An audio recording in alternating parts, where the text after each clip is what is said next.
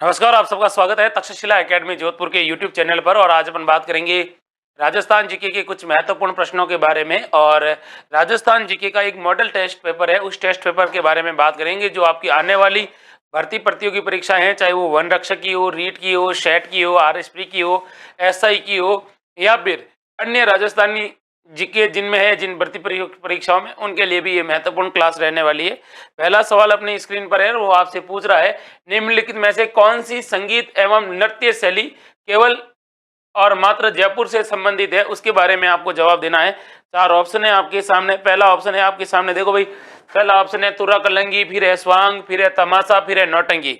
और ऐसे सवाल अक्सर प्रतियोगी परीक्षाओं में क्या कर लिए जाते हैं भाई, पूछ लिए जाते हैं। और आपको इसका क्या बताना है, आंसर बताना है। बताइए भाई। Very good. हाँ, तो देखिए, बेहतरीन सवाल है और बेहतरीन तरीके से आपको इसका क्या देना है, आंसर देना है। बताइए। नितिका शर्मा, आरती सेन। तो इसका राइट आंसर आपको याद रखना है भाई कि इसका राइट आंसर क्या है। तो इसका राइट आंसर वो है भाई, तुरा कलंगी है, स्वांग है, तमाशा है, या नौटंकी है। तो देखिए भाई, इसका जो राइट आंसर है वो है तमाशा। क्या है भाई, तमाशा। तमाशा कहाँ का है भाई, जयपुर का है। कहाँ का है, जयपुर का है। अब वैसे तो तमाशा ऐसे कहा जाए तो मूल रूप से ये महाराष्ट्र का है। मूल रूप से क्या है, महाराष्ट्र का है, लेकिन है कहाँ का, जयपुर का। अब इसके जो प्रसिद्ध, यह मूल रूप से महाराष्ट्र का है। प्रसिद्ध कलाकार कौन हुए थे, तो प्रसिद्ध कलाकार एक व्यक्ति थे जिनका नाम था जानकीलाल भांड। कौन थे, बंशीधर भट्ट। तमाशा के प्रवर्तक थे बंशीधर भट्ट। और आपको ये भी याद रखना होगा, और सवाल ये भी पूछा जाता है, ये तमाशा किसके समय जयपुर में आया था, तो ये आया था भाई सवाई प्रताप सिंह के समय। जयपुर के शासक थे सवाई प्रताप सिंह, और सवाई प्रताप सिंह के समय तमाशा के जो कलाकार होते हैं महाराष्ट्र से, वो यहाँ पर आते हैं, इनको अच्छे लगते हैं, तो इन्होंने इनको यहीं रख लिया था। ये आपको याद रखना है। और अगला सवाल देखिए, तुरा और कलंगी। ये तुरा कलंगी है, ये चित्तौड़गढ़ का है। कहाँ का है, मैं आपको बता दूं, तुरा कलंगी चित्तौड़गढ़ का है। पहली बात तो आपको ये याद रखना है। फिर आपसे सवाल पूछा जाएगा, इसके प्रवर्तक कौन थे, तो इसके प्रवर्तक थे भाई दो व्यक्ति थे। एक का नाम था शाह अली और एक का नाम था तुक नगीर। तो शाह अली के साथ एक थे तुक नगीर, और तुक नगीर ने इसकी क्या की थी भाई, शुरुआत की थी। यानी इस तुरा कलंगी की शुरुआत हिंदू और मुस्लिम दो व्यक्तियों के द्वारा क्या की गई थी, की गई थी। अगली बात आपको यह भी याद रखनी है तुरा कलंगी के बारे में कि तुरा किसका प्रतीक है, तुरा शिव का प्रतीक है। और कलंगी किसका प्रतीक है भाई, कलंगी, तो कलंगी पार्वती का प्रतीक है। ये भी आपको याद रखना है भाई, ठीक है। ऐसे सवाल प्रतियोगी परीक्षाओं में अक्सर क्या कर लिए जाते हैं, पूछ लिए जाते हैं। अगला एक ऑप्शन है आपके सामने, स्वांग। क्या क्या दे रखा है भाई, स्वांग दे रखा है, और स्वांग के बारे में आपसे पूछा जाएगा। तो ये स्वांग क्या है, तो देखो, स्वांग, स्वांग को बहरूपिया कला कहते हैं। स्वांग को ही क्या कहा जाता है, बहरूपिया कहा जाता है। बहरूपिया या स्वांग का मतलब क्या होता है, अलग अलग प्रकार के वेश बदलना। वेश बदल कर क्या करना, मनोरंजन करना। वेश बदल कर मनोरंजन करना, वेश बदलने को ही क्या कहा जाता है, स्वांग कहा जाता है। अक्सर एक व्यक्ति होता है तो एक बार अलग कटिंग करवाता है, दूसरी बार अलग कटिंग करवाता है, कभी कैसे कपड़े पहनता है, कभी कैसे कपड़े पहनता है, तो उसको कहते हैं यार ये क्या स्वांग कर रहा है तू। तो स्वांग क्या कहते हैं, बहरूपिया। इसको बहरूपिया कहते हैं। बहरूपिया का मतलब बहुरूप। कौन सा रूप, बहुरूप भी कहा जाता है। अब देखिए, आपसे सवाल ये पूछा जाएगा स्वांग के बारे में, ये जो स्वांग है इसके प्रवर्तक कौन थे। तो स्वांग के प्रवर्तक आप कहोगे तो कहोगे सर इसके प्रवर्तक माना जाता है, वो माना जाता है भाई जानकीलाल भांड को। और आपको पता है जानकीलाल भांड, और जानकीलाल भांड को क्या कहा जाता है भाई, वो आप कहोगे सर इनको कहा जाता है मंकी मैन। कौन सा मैन कहा जाता है, मंकी मैन कहा जाता है। आगे बात करूं अगले ऑप्शन में इनसे रिलेटेड, तो आपको ये भी याद रखना है कि एक व्यक्ति थे जिनका नाम था धनरूप भांड। और ये जो धनरूप भांड थे, इनका संबंध आपसे पूछा जाएगा। तो ये जोधपुर के रहने वाले थे, और जोधपुर के शासक थे भीम सिंह, और भीम सिंह ने इनको भांड की क्या दी थी, उपाधि दी थी। एक व्यक्ति थे जिन अभी वर्तमान में है, जिनका नाम है परशुराम। और परशुराम का संबंध कहां से है, तो परशुराम का संबंध है भाई केलवा राजसमंद से। कहां से है, केलवा। और केलवा कहां का है भाई, राजसमंद का है। ये भी आपको क्या रखना है, याद रखना है। आगे देखिए, एक है अपना नौटंकी। कौन सा भाई, नौटंकी। नौटंकी के बारे में आपसे पूछा जाएगा भाई इसके प्रवर्तक कौन है। तो नौटंकी के प्रवर्तक आपसे पूछा जाएगा तो आप कहोगे सर भूरीलाल थे। कौन थे? प्रवर्तक कौन? भूरीलाल। फिर आपसे सवाल पूछा जाएगा अगला, और आपसे कहा जाएगा कि ये जो नौटंकी है ये कहां पर होती है? तो पूर्वी राजस्थान में। पूर्वी राजस्थान में। तो इसको नौटंकी क्यों कहा जाता है? तो इसमें 9 प्रकार के वाद्य यंत्रों का क्या होता है? 9 प्रकार के वाद्य यंत्र होते हैं, और 9 प्रकार के वाद्य यंत्र का क्या होता है भाई? प्रयोग होता है। इसलिए इसको क्या कहा जाता है? नौटंकी कहा जाता है। क्या कहा जाता है? नौटंकी कहा जाता है। अक्सर बच्चे ऐसे करते हैं ना, क्यों नौटंकी कर रहा है रे तू, बैठ जा चुपचाप, तेरी नौटंकी अब नहीं चलने वाली है, नौटंकीबाज, ऐसे शब्दों का आप प्रयोग करते हो। तो नौटंकी मतलब 9 प्रकार के वाद्य यंत्रों के साथ की जाती है, और इसके प्रवर्तक भूरीलाल और पूर्वी राजस्थान के अंदर ये है। मूल रूप से उत्तर प्रदेश का माना गया है इसको। और अगला सवाल है जो आपसे पूछ रहा है, खेजड़ी वृक्ष है जो राजस्थान के किस लोक देवता का प्रतीक है? तो राजस्थान के अंदर एक वृक्ष है खेजड़ी, और खेजड़ी को किस देवता का प्रतीक माना जाता है, ये भी आपको बताना है। 4 ऑप्शन है आपके सामने, और बेहतरीन तरीके से आपको क्या देना है? आंसर देना है। और देखिए भाई, वीडियो को लाइक करना है, लाइक करने में कंजूसी नहीं रखनी है ना। महेंद्र पारगी, द्रौपदी चंदेल, बताओ राइट आंसर। द्रौपदी चंदेल, कल्पना गौतम, सीमा मेघवाल, महेंद्र पारगी, बताओ भाई। इसका राइट आंसर है भाई, आपको पता है राजस्थान के अंदर एक कहावत है, गांव गांव गोगोर गांव गांव खेजड़ी। तो कौन सा भाई? गोगा जी का प्रतीक माना जाता है खेजड़ी। अब आपको पता होगा खेजड़ी का वैज्ञानिक नाम क्या है? तो आप कहोगे सर खेजड़ी का वैज्ञानिक नाम है प्रोसोपिस सिनेरेरिया। प्रोसोपिस क्या कहा जाता है? सिनेरेरिया कहा जाता है। और इसे वेदों में क्या कहा गया है? तो इसे वेदों में कहा गया है समी। क्या कहा गया है? समी कहा जाता है। और आपको पता है कि इसको समीधा भी कहा जाता है। समीधा किसे कहा जाता है? तो जो हवन के अंदर जो सामग्री आप डालते हो हवन करते समय, तो उसको समीधा कहा जाता है। तो समी कहा गया है। खेजड़ी वृक्ष की पूजा कब होती है? तो खेजड़ी वृक्ष की आपसे जब भी पूजा पूछी जाएगी तो आप कहोगे सर इसकी पूजा होती है दशहरा के दिन।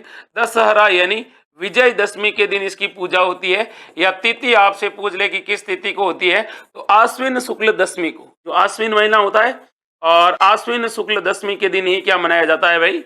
दशहरा मनाया जाता है। इस दिन इसकी पूजा होती है। फिर मैं आगे बात करूं आपको, तो आपको ये भी याद रखना है, ये जो खेजड़ी वृक्ष है राजस्थान में सर्वाधिक कहां पर पाया जाता है? तो राजस्थान में सर्वाधिक खेजड़ी है भाई नागौर जिले में। कहां पर है? नागौर जिले में। और अगर आपसे पूछा जाएगा सर्वाधिक किस क्षेत्र में पाई जाती है, तो आप कहोगे सर क्षेत्र है शेखावाटी। अब अगला सवाल आपसे पूछा जाएगा कि खेजड़ी वृक्ष को राज्य वृक्ष का दर्जा कब दिया गया था? खेजड़ी वृक्ष है, इसे राज्य वृक्ष का दर्जा कब दिया गया था? तो इसको दिया गया था 1983 के अंदर। किसका दर्जा दिया गया था? इसको दिया गया था किसका भाई? राज्य वृक्ष का दर्जा दिया गया था।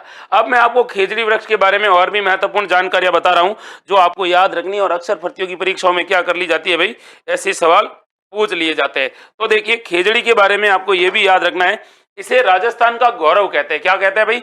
राजस्थान का गौरव। ये तो आपको याद रखना है, राजस्थान का गौरव भी कहते हैं, और राजस्थान का कल्प वृक्ष कहते हैं। कौन सा वृक्ष कहते हैं? कल्प वृक्ष भी कहते हैं राजस्थान का। ये भी आपको याद रखना है। आगे मैं आपको खेजड़ी के बारे में कुछ महत्वपूर्ण बातें बताऊंगा जो आपकी प्रतियोगी परीक्षाओं में पूछी जा सकती है। जैसे सवाल पूछा जाएगा खेजड़ी के ऊपर डाक टिकट कब जारी किया गया था? तो 5 जून 1988 को जो खेजड़ी थी उस खेजड़ी पर डाक टिकट जारी किया गया था, और वो डाक टिकट पूरे 80 पैसे का था। कितने पैसे का? 80 पैसे का डाक टिकट था। इसके अलावा आपको यह भी याद रखना होगा कि 12 सितंबर को कौन सा 12 सितंबर को कौन सा दिवस मनाया जाता है? तो 12 सितंबर को खेजड़ी दिवस मनाया जाता है। ये भी याद रखना है, 12 दिसंबर को खेजड़ी दिवस मनाया जाता है। फिर आपसे सवाल पूछा जाएगा, बताओ भाई ऑपरेशन खेजड़ा कब चलाया गया था? कौन सा खेजड़ा? ऑपरेशन खेजड़ा। और ये जो ऑपरेशन खेजड़ा है इसकी शुरुआत कब हुई? तो आप कहोगे सर ऑपरेशन खेजड़ा की स्थापना हुई थी, शुरुआत वो 1991 यानी 1991 में हुई थी। फिर आपसे सवाल पूछा जाएगा, बताओ खेजड़े के अंदर एक कीटाणु है जिसका नाम है सेलेस्ट्रेना। सेलेंट्रेना, क्या नाम है? सेलेस्ट्रेना है। और एक और है जिसका नाम क्या है भाई? उसका नाम है ग्लाइकोडर्मा। ग्लाइकोडर्मा और ये जो सेलेस्ट्रेना है ये खेजड़ी वृक्ष को क्या पहुंचा रहे हैं? नुकसान पहुंचा रहे हैं। क्या पहुंचा रहे हैं? नुकसान पहुंचा रहे हैं। फिर आपको याद रखना है कि खेजड़ी के अंदर पूछा जाएगा कौन सा समुदाय है जो खेजड़ी को नहीं काटता है? तो विश्नोई समुदाय खेजड़ी के संरक्षण के लिए प्रसिद्ध है। ये भी आपको याद रखना है। इसके अलावा इसकी जो पत्तियां होती है इन पत्तियों को कहा जाता है लूम। क्या कहा जाता है? पत्तियों को कहा जाता है कहीं पे लूम कहते हैं, कहीं पे लूंग कहते हैं। इसकी जो फलियां होती है उन फलियों को कहा जाता है सांगरी, और इसकी फलियों को राजस्थान के पंचकूटे में क्या किया गया है, शामिल किया गया है। और इसके ऊपर जो फूल होता है उस फूल को क्या कहा जाता है भाई, तो इसके फूल को कहा जाता है, ये भी आपको याद रखना है, मिंजर कहा जाता है। क्या कहा जाता है, मिंजर। कन्हैयालाल सेठ ने मिंजर एक कविता भी लिखी थी, वो भी आपको क्या रखनी है, ये याद रखनी है, तो मिंजर कहा जाता है। फिर आपसे सवाल पूछा जाएगा खेजड़ी के बारे में। बताओ भाई, ये जो खेजड़ी है ना, ये जो खेजड़ी वृक्ष है, इस खेजड़ी वृक्ष के अंदर पूछा जाता है कि इसके नीचे जो फसल होती है वो बड़ी अच्छी होती है, क्योंकि खेजड़ी की जड़ें नाइट्रोजन का क्या करती है, नाइट्रोजन का स्थिरीकरण करती है और जमीन की उपजाऊ क्षमता बढ़ाती है। तो अपने गांव में और आपने देखा होगा खेतों के अंदर हम कभी भी खेजड़ी वृक्ष को जड़ से नहीं काटते हैं, हमारे खेत में रहता है, और उस खेजड़ी वृक्ष की जहां तक उसका जो कचरा जाता है, जो इसकी पत्तियां जाती है, बारिश के दौरान इसकी पत्तियां भीगकर जहां जहां पर वो पानी गिरता है तो वो जमीन उपजाऊ होती है। इसलिए इसकी जो जड़ें होती है वो जड़ें भी नाइट्रोजन के स्थिरीकरण को क्या करती है भाई, बढ़ाती है। इसको जांटी भी कहते हैं, बिल्कुल जांटी कहते हैं इसको सीमलो भी कहते हैं, ये भी आपको याद रखना है। ये सारे सवाल आपकी प्रतियोगी परीक्षाओं में पूछे जा चुके हैं। क्या किए जा चुके हैं भाई, पूछे जा चुके हैं, ये भी आपको याद रखना है। अपने भाई लाइक कम आ रहे हैं तो आप लाइक को बढ़ाना है, बाकी मेरा काम है कि क्या पढ़ाना है, किस तरह से आपको बढ़ाना है। तो वीडियो को ज्यादा से ज्यादा क्या करना है भाई, लाइक करना है। अगला सवाल अपनी स्क्रीन पर है, वो ये है, किस राजपूत चित्रकला शैली में नारियों और रानियों को शिकार करते चित्रित किया गया है। तो राजस्थान की वह शैली आपको बतानी है जिसके अंदर, उस शैली के अंदर नारियों और रानियों को क्या किया गया है भाई, शिकार करते हुए दिखाया गया है। बताइए, चार ऑप्शन है आपके सामने, महेंद्र पारगी, द्रौपदी चंदेल, कल्पना गौतम। बताइए भाई, महेंद्र पारगी, ममता सैनी, द्रौपदी, विक्रम सपूनिया आर्मी लवर, किशोर कुमार। बताइए भाई, बेहतरीन सवाल का बेहतरीन आंसर देना है। और अब देखिए इसका राइट आंसर आपको बताना। बताइए, वेरी गुड। तो सबसे पहले किसने बता दिया भाई, द्रौपदी चंदेल ने बताया है। द्रौपदी चंदेल के बाद में कल्पना गौतम, किशोर कुमार। वाह भाई किशोर कुमार, तुमने तो मौज कर दी है। तो कोटा शैली के अंदर कहते हैं कि रानियों को क्या करते हुए दिखाया गया है, शिकार करते हुए दिखाया गया है, ये याद रखना है। अब आपसे सवाल पूछा जाएगा, ये कोटा शैली किसका मिश्रित रूप है। तो याद रखना भाई, ये जो कोटा शैली है ये किससे बनी है, बूंदी शैली प्लस मुगल शैली का मिश्रण है। बूंदी शैली प्लस मुगल शैली का जो मिश्रण आपको देखने को मिलेगा, उनके मिश्रण से नया अगर कोई शैली डेवलप हुई तो वो आप कहोगे सर ये कोटा शैली हुई है। अब आपसे सवाल पूछा जाएगा, और आपसे पूछा जाएगा कोटा शैली के बारे में, और क्या क्या सवाल पूछे जाएंगे। जैसे आपसे सवाल पूछ लिया कि बताइए भाई, राजस्थान की वह शैली जिसके अंदर वल्लभ संप्रदाय का प्रभाव दिखता है, तो कोटा शैली में वल्लभ संप्रदाय का प्रभाव है, ये तो आपको याद ही रखना है। फिर आपसे अगला सवाल पूछा जाएगा, और ये पूछा जाएगा कि कोटा शैली का स्वर्ण काल कौन सा काल कहलाता है। तो कोटा शैली का जो स्वर्ण काल आपसे पूछा जाएगा, तो आप कहोगे सर महाराव उमेद सिंह का काल कोटा शैली का स्वर्ण काल कहलाता है। फिर आपसे सवाल पूछा जाएगा अगला कि बताओ भाई, ये जो शिकार करते हुए रानियों के चित्र है ना, ये किसने चित्रित किए थे। ये शिकार करते हुए रानियों के चित्र किसने चित्रित किए थे। तो आप कहोगे सर ये किए थे एक चित्रकार था, उस चित्रकार का नाम था डालू। चित्रकार का क्या नाम था, डालू। डालू ने क्या किया था, रागमाला का सेट बनाया था। किसका सेट बनाया था, रागमाला का सेट बनाया था। और कोटा की रागमाला सबसे बड़ी रागमाला मानी जाती है, और इस रागमाला के अंदर इसने रानियों को शिकार करते हुए क्या किया गया है भाई, दिखाया है। आगे बात करते हैं अगले सवाल के अंदर। तो आपको यह भी याद रखना है कि कोटा के अंदर एक हवेली है, झाला की हवेली। पूछ ले झाला की हवेली कहाँ है, जो अपने भित्ति चित्रों के लिए प्रसिद्ध है। किसके लिए प्रसिद्ध है भाई, भित्ति चित्रों के लिए प्रसिद्ध हवेली कहाँ की है, तो कोटा की हवेली है, ये याद रखना है, भित्ति चित्रों के लिए प्रसिद्ध है। अब अगला सवाल आपसे पूछा जाएगा कि कोटा की स्थापना किसने की थी। तो देखिए, कोटा की स्थापना होती है 1631 में, और कोटा के जो संस्थापक थे वो थे माधो सिंह। कौन थे भाई, माधो सिंह ने कोटा की क्या की थी, स्थापना की थी। ये भी आपको याद रखना है। ऐसे सवाल अक्सर प्रतियोगी परीक्षाओं में क्या कर लिए जाते हैं भाई, पूछ लिए जाते हैं। तो कोई भी सवाल पढ़ते हैं तो उस सवाल के आगे और पीछे कितने प्रश्न बन रहे हैं, उस प्रश्न को देखना है। एक प्रश्न आपने पढ़ा है और आपको एक ही प्रश्न का एक ही आंसर आ रहा है, मतलब आज इस कंपटीशन के युग में आप बहुत पीछे चल रहे हैं। आगे चलने के लिए कई नई टेक्निक और नई तकनीक को अपनाना होगा, स्मार्ट स्टडी करनी होगी और अपने दिमाग को मल्टीपल घुमाना होगा। क्योंकि आपने देखा होगा जब भी कोई भी पेपर पारियों में होता है तो उस पेपर के आसपास ही सवाल बनते हैं। जैसे आपने वनपाल वन रक्षक का पेपर देखा, पारियों के अंदर पेपर हुआ लेकिन उन सवालों से रिलेटेड ही आपको सवाल मिले, उस टॉपिक के अंदर ही आपको सवाल मिले। तो ये भी आपको याद रखना है। वल्लभ संप्रदाय का प्रभाव किशनगढ़ शैली पर भी है। नाथद्वारा शैली को तो वल्लभ संप्रदाय की शैली ही कहते हैं। इसके अलावा आपको याद रखना है कि जहां जहां भगवान कृष्ण के चित्र बनाए गए हैं उसमें वल्लभ संप्रदाय का प्रभाव दिखता है मेरे भाई। ठीक है, जितेंद्र कुमार अहम्पा। अगला सवाल देखिए, और अगला सवाल है ये वाला। सवाल आपसे क्या पूछा है? सवाल आपसे ये पूछा है कि भर्तहरि का मेला राजस्थान के किस जिले में लगता है? तो भर्तहरि का मेला आपको बताना है किस जिले में लगता है। 4 ऑप्शन है आपके सामने, जयपुर, जैसलमेर, जोधपुर और अलवर। इतना बेहतरीन और इतना अच्छे से आपको क्या बताया है भाई, सवाल बताया है, बता दीजिए भाई। बेहतरीन सवाल है और बेहतरीन तरीके से आपको जवाब देना है, बताइए।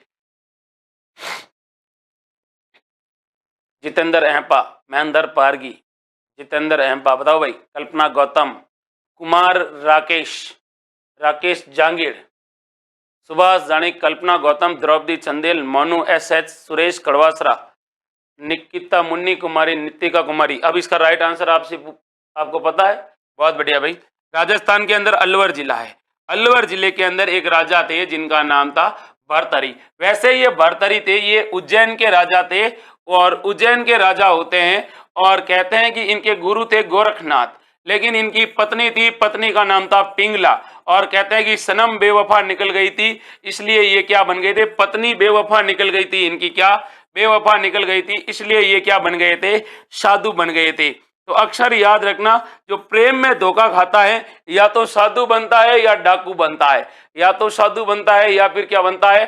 डाकू बनता है। 2 काम होते हैं उनसे, या तो साधु बनो या डाकू बनो। तो ये उज्जैन के राजा थे और इनकी रानी पिंगला थी। पिंगला ने इनके साथ धोखा किया, धोखा के होने के कारण इन्होंने कहा चलो यार, क्या राजा क्या रंग, हम तो बनेंगे साधु।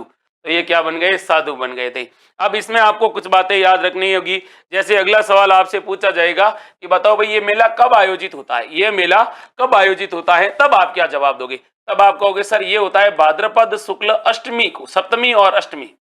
भाद्रपद महीना होता है और शुक्ल पक्ष होता है, और शुक्ल पक्ष की जो सप्तमी होती है और जो अष्टमी होती है इस दिन, तो सप्तमी या अष्टमी के दिन इनका क्या लगता है? मेला लगता है। और इनके मेले को क्या कहा जाता है? मत्स्य संघ, मत्स्य प्रदेश का सबसे बड़ा मेला। मत्स्य प्रदेश का सबसे बड़ा मेला आपसे पूछे किसका मेला है, तो मत्स्य प्रदेश का सबसे बड़ा मेला है ना, वो आपका ये वाला मेला है। आगे बात करता हूं मैं आपके सामने। तो आपसे ये सवाल पूछा जाएगा, बताओ भाई भर्तहरि की गुफा कहां पर है? भर्तहरि की गुफा आपसे पूछी जाएगी तो आप क्या कहोगे? सर भर्तहरि की गुफा है वो है अजमेर के अंदर, पुष्कर के अंदर है। पुष्कर कहां पर है? अजमेर के अंदर है, यहां पर इनकी गुफा है। और आपको पता भी होना चाहिए कि इनके मेले में सबसे ज्यादा कौन से साधु आते हैं। तो इनके मेले में जो सबसे ज्यादा साधु आते हैं ना, वो कनपटे नाथ आते हैं। कौन आते हैं भाई? तो सवाल आपसे पूछा जाएगा भर्तहरि मेले में सबसे ज्यादा कौन आते हैं, तो कनपटे नाथ में जब से ज्यादा आते हैं।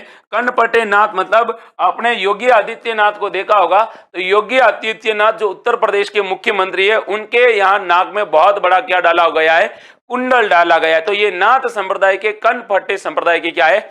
साधु है। ये भी आपको याद रखना है भी। ऐसे सवाल भी प्रतियोगी परीक्षाओं में क्या कर लिए जाते हैं? पूछ लिए जाते हैं। तो अब आपको क्या करना है भाई, हमारा जो 13 का आंकड़ा है वो 13 के आंकड़े को ऊपर ले जाना है, लाइक वाले को, अगले सवाल से पहले। तो अगला सवाल आपसे ये पूछा है, किस राज्य के शासक को राजस्थान संघ का राज प्रमुख बनाया गया? तो राजस्थान संघ का राज प्रमुख किसे बनाया गया ये बताना है, और के कौन से राज्य के शासक को बताया गया है। अच्छा सवाल है, बेहतरीन आंसर देना है आपको। 4 ऑप्शन है, डूंगरपुर, बूंदी, कोटा या झालावाड़। इतना अच्छा सवाल पूछा है कि राजस्थान संघ, और राजस्थान संघ को आप अगर ढंग से पढ़ते हैं तो आपको ये याद हो ही जाता है। बताओ भाई, Pari, Gurjar, Draupadi, Chandel. Very good, answer बताइएगा भाई। Mahendra Pargi, Kalpana Gautam, Manu S, Suresh Kadwasara. Very good, Draupadi Chandel. तो सुरेश जी ने बढ़िया सवाल का बढ़िया आंसर दिया है। हरिओम ने भी बढ़िया आंसर दिया है, कल्पना गौतम, मोनू, हरिओम। तो देखो भाई, ऐसे सवाल जब भी आपसे पूछे जाएंगे तब आप कहोगे सर ये जो राजस्थान संघ होता है इसका गठन कब होता है? 25 मार्च 1948 को होता है। इस दौरान कहते हैं राजस्थान की 9 रियासतें प्लस एक ठिकाने का क्या होता है भाई? एकीकरण होता है। क्या होता है भाई? एकीकरण होता है। अब देखिए इसके अंदर आपसे पूछा जाएगा कि इसके अंदर आपको पूछा है कि राज प्रमुख किसको बनाया गया था? तो कोटा के शासक थे जिनका नाम था भीम सिंह। तो कोटा के शासक भीम सिंह को इसका क्या बनाया गया भाई? राज प्रमुख बनाया गया था। तो आप कहोगे सर राज प्रमुख बनाया गया था कोटा के भीम सिंह। ये राज प्रमुख किसको बनाया गया था? भीम सिंह जी को बनाया गया था भाई। और भीम सिंह जी अपने रहने वाले कहाँ के थे? कोटा के रहने वाले थे। अगला सवाल आपसे थोड़ा सा घुमा के पूछा जाएगा और आपसे अगर ये सवाल पूछे तो बताएगा कि प्रधानमंत्री किसे बनाया गया था? तो पीएम बनाया गया था गोकुल लाल असावा को। किसको बनाया गया था? गोकुल लाल जी थे और गोकुल लाल असावा को इसका क्या बनाया गया? प्राइम मिनिस्टर बनाया गया था। ये भी आपको क्या रखना है? याद रखना है। फिर अगला सवाल आपसे पूछा जाएगा कि बताओ भाई उपराज प्रमुख किसे बनाया गया था? तो उपराज प्रमुख बनाया गया था अपनी ये जो बूंदी रियासत है ना, इस बूंदी रियासत के बहादुर सिंह जी थे। तो बहादुर सिंह जी जो कहाँ के रहने वाले थे? इस बूंदी के रहने वाले थे। इनको क्या बनाया गया? उपराज प्रमुख बनाया गया। फिर आपसे सवाल पूछा जाएगा कि इसका उद्घाटन किसने किया था? तो इसका उद्घाटन करने वाले थे NV गॉडगिल, जिनका पूरा नाम था नरहरि विष्णु गॉडगिल। और इसने यहाँ पर क्या किया था? उद्घाटन किया था। ये भी आपको क्या रखना है? याद रखना है। स्पेशल बात है कि इसकी राजधानी कहाँ पर बनाई गई थी?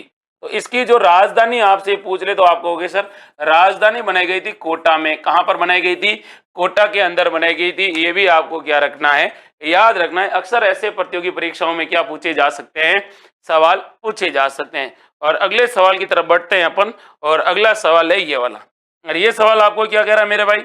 आपको ये सवाल पूछ रहा है कि कालीबाई जहां शहीद हुई थी वह है, तो वहां है सागवाड़ा, खड़लाई, खेरवाड़ा या रास्तापाल। हालांकि किन्हीं न किन्हीं प्रकार से सागवाड़ा, खांडलाई और खेरवाड़ा इनसे रिलेटेड प्रतियोगी परीक्षाओं में सवाल बनते हैं, क्योंकि आपको पता होना चाहिए सागवाड़ा एक जगह है, खांडलाई एक आश्रम की स्थापना होती है, खेरवाड़ा आपको पता है कि यहां पर भी क्या हुआ था। आंसर आपको बताना है, बता दीजिए भाई।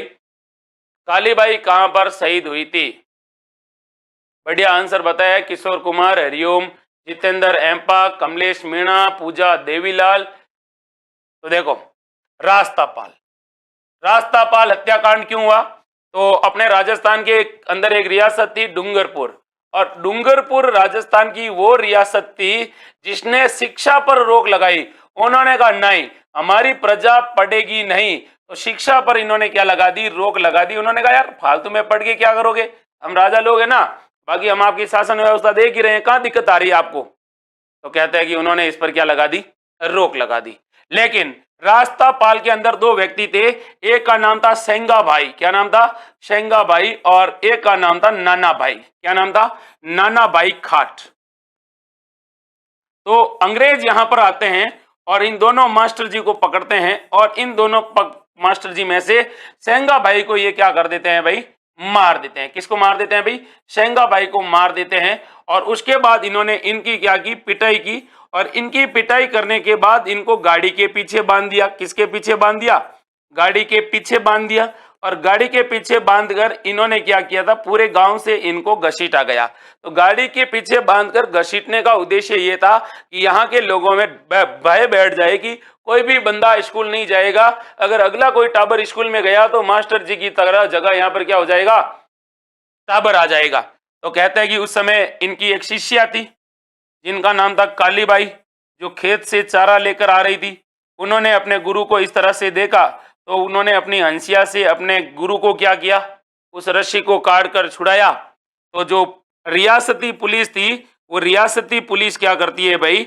कालीबाई पर फायर कर देती है। और कालीबाई पर फायर कर देती है, जिसके कारण कालीबाई क्या हो जाती है? घायल हो जाती है। तो ये जो रास्तापाल हत्याकांड हुआ था ना, ये आपसे पूछे कब हुआ था, तो ये हुआ था 19 जून को। ये कब हुआ था? 19 जून 1947 को ये कांड होता है। और कहते हैं कि कालीबाई अत्यंत घायल हो जाती है और 20 जून 1947 को इस कालीबाई की क्या हो जाती है भाई? मृत्यु हो जाती है। कालीबाई की क्या हो गई? अब मृत्यु होगी। अब देखिए क्या हुआ, जब कालीबाई की मृत्यु होती है तो कहते हैं कि वहां पर बहुत अधिक क्या भाई जनजातीय जो लोग होते हैं वो यहाँ पर आ जाते हैं और वो कहते हैं कि नहीं, अब हम छोड़ेंगे नहीं।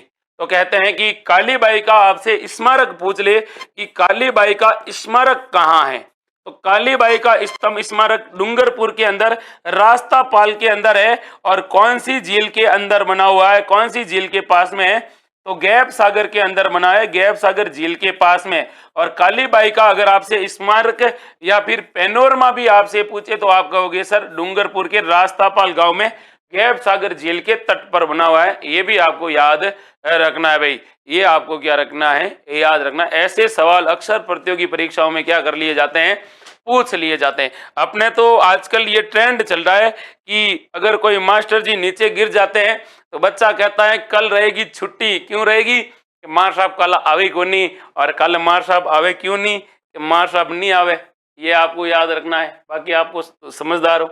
राजस्थान के प्रथम राज्यपाल कौन थे? राजस्थान के पहले राज्यपाल कौन थे ये आपको बताना है। गुरुमुख निहाल सिंह, संपूर्णानंद शास्त्री, सरदार हुकुम सिंह या सरदार जोगेंद्र सिंह? अच्छा सवाल है। AO Ramsingh, Bhikharam Patel, very good, Mahipal Tanwar, Devkaran Gurjar, Mahipal Bhawanda, Jitendra? अच्छा सवाल है, बेहतरीन सवाल है और अच्छे से आपको बताना है। बताइए, तो ऐसे सवाल जब भी आपसे पूछा जाएगा तो आप कहोगे सर गुरुमुख निहाल सिंह। देखिए गुरुमुख निहाल सिंह से रिलेटेड आपको पता है RS प्री के अंदर एक सवाल पूछा था, और वो क्या पूछा था कि इनकी नियुक्ति कब होती है। तो इनकी जो नियुक्ति होती है ना, वो नियुक्ति होती है भाई, वो होती है आपकी 25 अक्टूबर को। 25 अक्टूबर 1956 को इनकी क्या होती है भाई? नियुक्ति होती है। और इन्होंने राज्यपाल के रूप में जो शपथ ली थी, वो शपथ कब ली थी? 1 नवंबर 1956 को ली थी। तो 1 नवंबर 1956 को ये राज्यपाल बनते हैं और राजस्थान के पहले राज्यपाल बनते हैं जिनकी नियुक्ति 25 अक्टूबर 1956 में हुई थी। RAS प्री में सवाल पूछा गया था। अब देखिए आपसे सवाल क्या पूछा जाएगा, और वो किन से रिलेटेड पूछा जाएगा? राज्यपाल से रिलेटेड पूछा जाएगा। क्या पूछा जाएगा कि बताइए भाई, ये जो हमारे राजस्थान के अंदर जो राज्यपाल है, इन राज्यपाल के बारे में पूछा जाएगा। बताओ भाई, प्रत्येक राज्य में एक राज्यपाल होगा, प्रत्येक राज्य है और प्रत्येक राज्य में राज्यपाल होगा। और ये राज्यपाल होगा, ये किस अनुच्छेद की में कहा गया है? तो प्रत्येक राज्य में एक राज्यपाल होगा, ये कहा गया है भाई कौन से अनुच्छेद के अंदर? 153वें अनुच्छेद के अंदर। लेकिन फिर क्या हुआ? फिर कहते हैं कि एक संविधान संशोधन हुआ था 7वां, और 7वां संविधान जो संशोधन हुआ था, उस 7वें संविधान संशोधन के अंदर क्या कहा गया? उन्होंने ये कहा भाई कि हम अब ये क्या कर रहे हैं, एक नई घोषणा कर रहे हैं, एक नया संशोधन ला रहे हैं। अब हम ये कह रहे हैं कि एक व्यक्ति, ये 7वां संविधान संशोधन कब होता है? 1956। और उसमें ये कहा गया कि अगर एक व्यक्ति है तो एक व्यक्ति एक से अधिक राज्यों का भी क्या रह सकता है? राज्यपाल। तो एक व्यक्ति एक से अधिक राज्यों का राज्यपाल रह सकता है, एक से अधिक राज्यों का क्या रह सकता है? राज्यपाल रह सकता है। ये आपसे अगर पूछे कौन से संविधान संशोधन में जोड़ा गया, तो आप कहोगे सर ये जोड़ा गया था 7वें संविधान संशोधन 1956 के अंदर। फिर आपसे सवाल पूछा जाएगा कि राज्यपाल का कार्यकाल का वर्णन किसमें किया गया है? तो राज्यपाल के कार्यकाल के बारे में आपसे पूछा जाएगा, तो आप कहोगे सर 156। और इसमें यह कहा गया है कि वो 5 वर्ष तक कर सकता है, लेकिन ये कोई जरूरी नहीं है कि वो 5 वर्ष तक करे, क्योंकि ये डिपेंड करता है राष्ट्रपति पर। और ये राष्ट्रपति जब चाहे तो 5 वर्ष रह सकता है या इससे कम भी रह सकता है। इसीलिए कहते हैं कि राज्यपाल का कार्यकाल राष्ट्रपति के प्रसाद पर्यंत होता है। ये भी आपको क्या रखना है? याद रखना है। सरकारें जैसे ही चेंज होती है, और मतलब सेंट्रल गवर्नमेंट के अंदर, तो सारे के सारे राज्यपाल चेंज, किसी को 5 साल करने देते हैं, किसी को 2 साल, ऐसे उनका ट्रांसफर भी होता रहता है, ये भी आपको याद रखना है।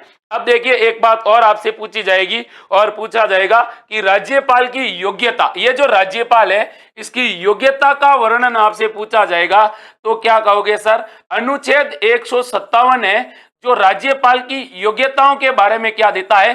जानकारी देता है। राज्यपाल बनने के लिए व्यक्ति की उम्र कितनी होनी चाहिए यह भी मैटर करता है। तो व्यक्ति की जो उम्र होनी चाहिए वो 35 साल होनी चाहिए। जो व्यक्ति 35 साल प्लस होगा भारत का नागरिक होगा, जो दिवालिया घोषित नहीं होगा, जो लाभ के पद पर नहीं होगा, उस व्यक्ति को राष्ट्रपति क्या अपॉइंट करेगा? राज्यपाल अपॉइंट करेगा। यह भी आपको क्या रखना है? याद रखना है। कई बार ऐसे सवाल आपकी प्रतियोगी परीक्षाओं में पूछे जाते हैं जो आपको कई बार क्या करते हैं भाई? डापा चूक करते हैं। अगला सवाल देखें और अगला सवाल है ये वाला।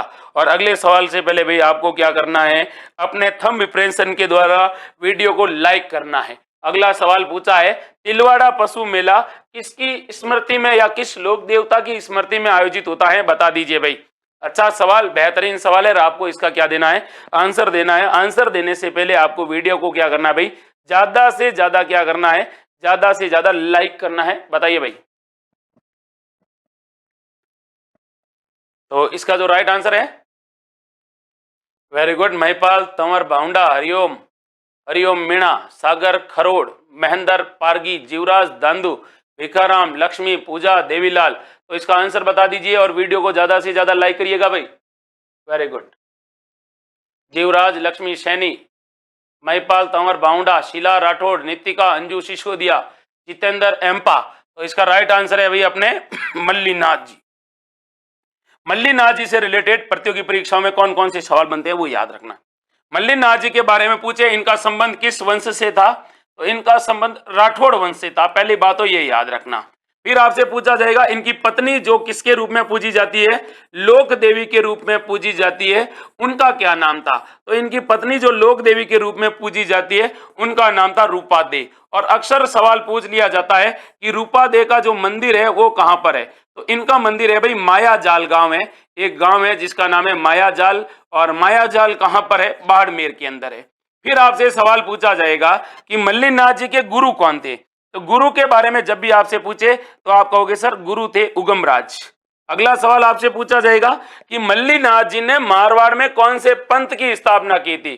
तो मल्लीनाथ जी ने जिस पंथ की स्थापना की थी उस पंथ का नाम था कुंडा पंथ। कौन सा पंथ था? कुंडा पंथ था। ये भी आपको याद रखना है। इसके अलावा आपसे पूछा जाएगा इनका मेला है वो तिलवाड़ा के अंदर बढ़ता है, और इनका जो मेला है वो पशु मेला है। कैसा मेला है? पशु मेला है। और किस नदी के किनारे पर आयोजित होता है? तो लूणी नदी के किनारे आयोजित होता है। और ये कब आयोजित होता है? तो ये होता है भाई चैत्र कृष्ण एकादशी को। चैत्र कृष्ण एकादशी को ये क्या होता है? शुरू होता है। और चैत्र कृष्ण एकादशी से लेकर कब तक चलता है भाई? चैत्र शुक्ल एकादशी। तो कृष्ण पक्ष है, इस कृष्ण पक्ष की एकादशी से शुरू होता है और शुक्ल एकादशी तक चलता है। कब तक चलता है भाई?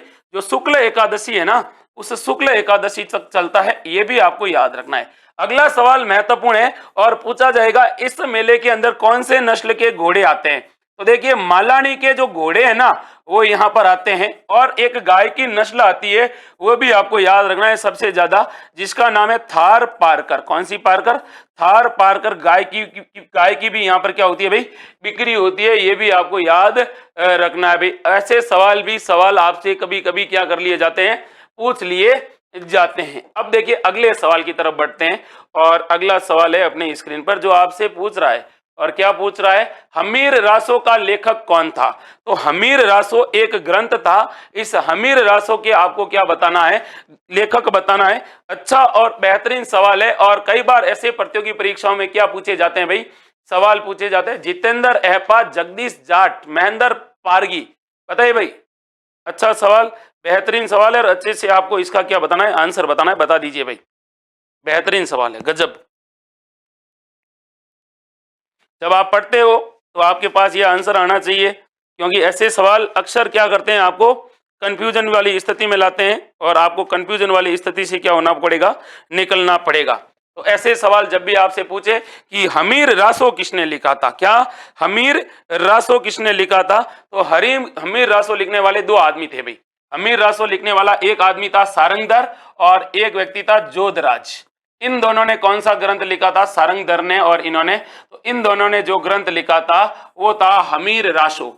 अब देखिए चंद्रशेखर, एक व्यक्ति है जिसका नाम है चंद्रशेखर, और चंद्रशेखर ने क्या लिखा, तो चंद्रशेखर ने लिखा था भाई हमीर हट। कौन सा हट लिखा था, हमीर हट। और चंद्रशेखर ने इस हमीर हट के अंदर एक बात कही थी, और वो क्या बात कही थी कि सिंह पुरुष, क्या कहा था, सिंह सवन सतपुरुष वचन कदली फलत एक बार तिरिया तेल हमीर हट चढ़े न दूजी बार। तो ये जो लाइन कही गई है हमीर के बारे में, इस चंद्रशेखर की पुस्तक हमीर हट में कही गई है। फिर आपसे पूछा जाएगा बताओ भाई नयन चंद्र सूरी ने क्या लिखा था, तो नयन चंद्र सूरी थे, इन्होंने लिखा था एक ग्रंथ जिसका नाम था हमीर महाकाव्य। कौन सा महाकाव्य, हमीर महाकाव्य लिखा था। तो चंद बरदाई ने क्या लिखा था, तो चंद बरदाई ने क्या लिखा था, चंद बरदाई ने लिखा था भाई पृथ्वीराज रासो, पृथ्वीराज रासो। और ये पृथ्वीराज रासो से रिलेटेड आपसे सवाल क्या पूछा जाएगा कि ये चंद बरदाई का मूल नाम क्या था, तो इसका मूल नाम आपसे कभी पूछ ले, हालांकि ये पूछा जा चुका है, तो इसका मूल नाम था पृथ्वी भट्ट। और इस रासो को पूरा किसने लिखा था, तो इस रासो को पूरा लिखने वाला था भाई एक व्यक्ति जिसका नाम था जलहन, और जलहन इसका क्या था, पुत्र था। फिर आपसे सवाल पूछा जाएगा चंद बरदाई किसका दरबारी था, तो चंद बरदाई जिस व्यक्ति का दरबारी था वो था भाई पृथ्वीराज तृतीय। पृथ्वीराज तृतीय मतलब पृथ्वीराज चौहान तृतीय का दरबारी था। और अगला सवाल आपसे पूछा जाएगा कि इस चंद बरदाई ने कौन सा मत दिया था, तो अग्निकुंड से राजपूतों की उत्पत्ति, अग्निकुंड से राजपूतों की उत्पत्ति का जो मत दिया था सर्वप्रथम, वो इस चंद्र बरदाई ने दिया था।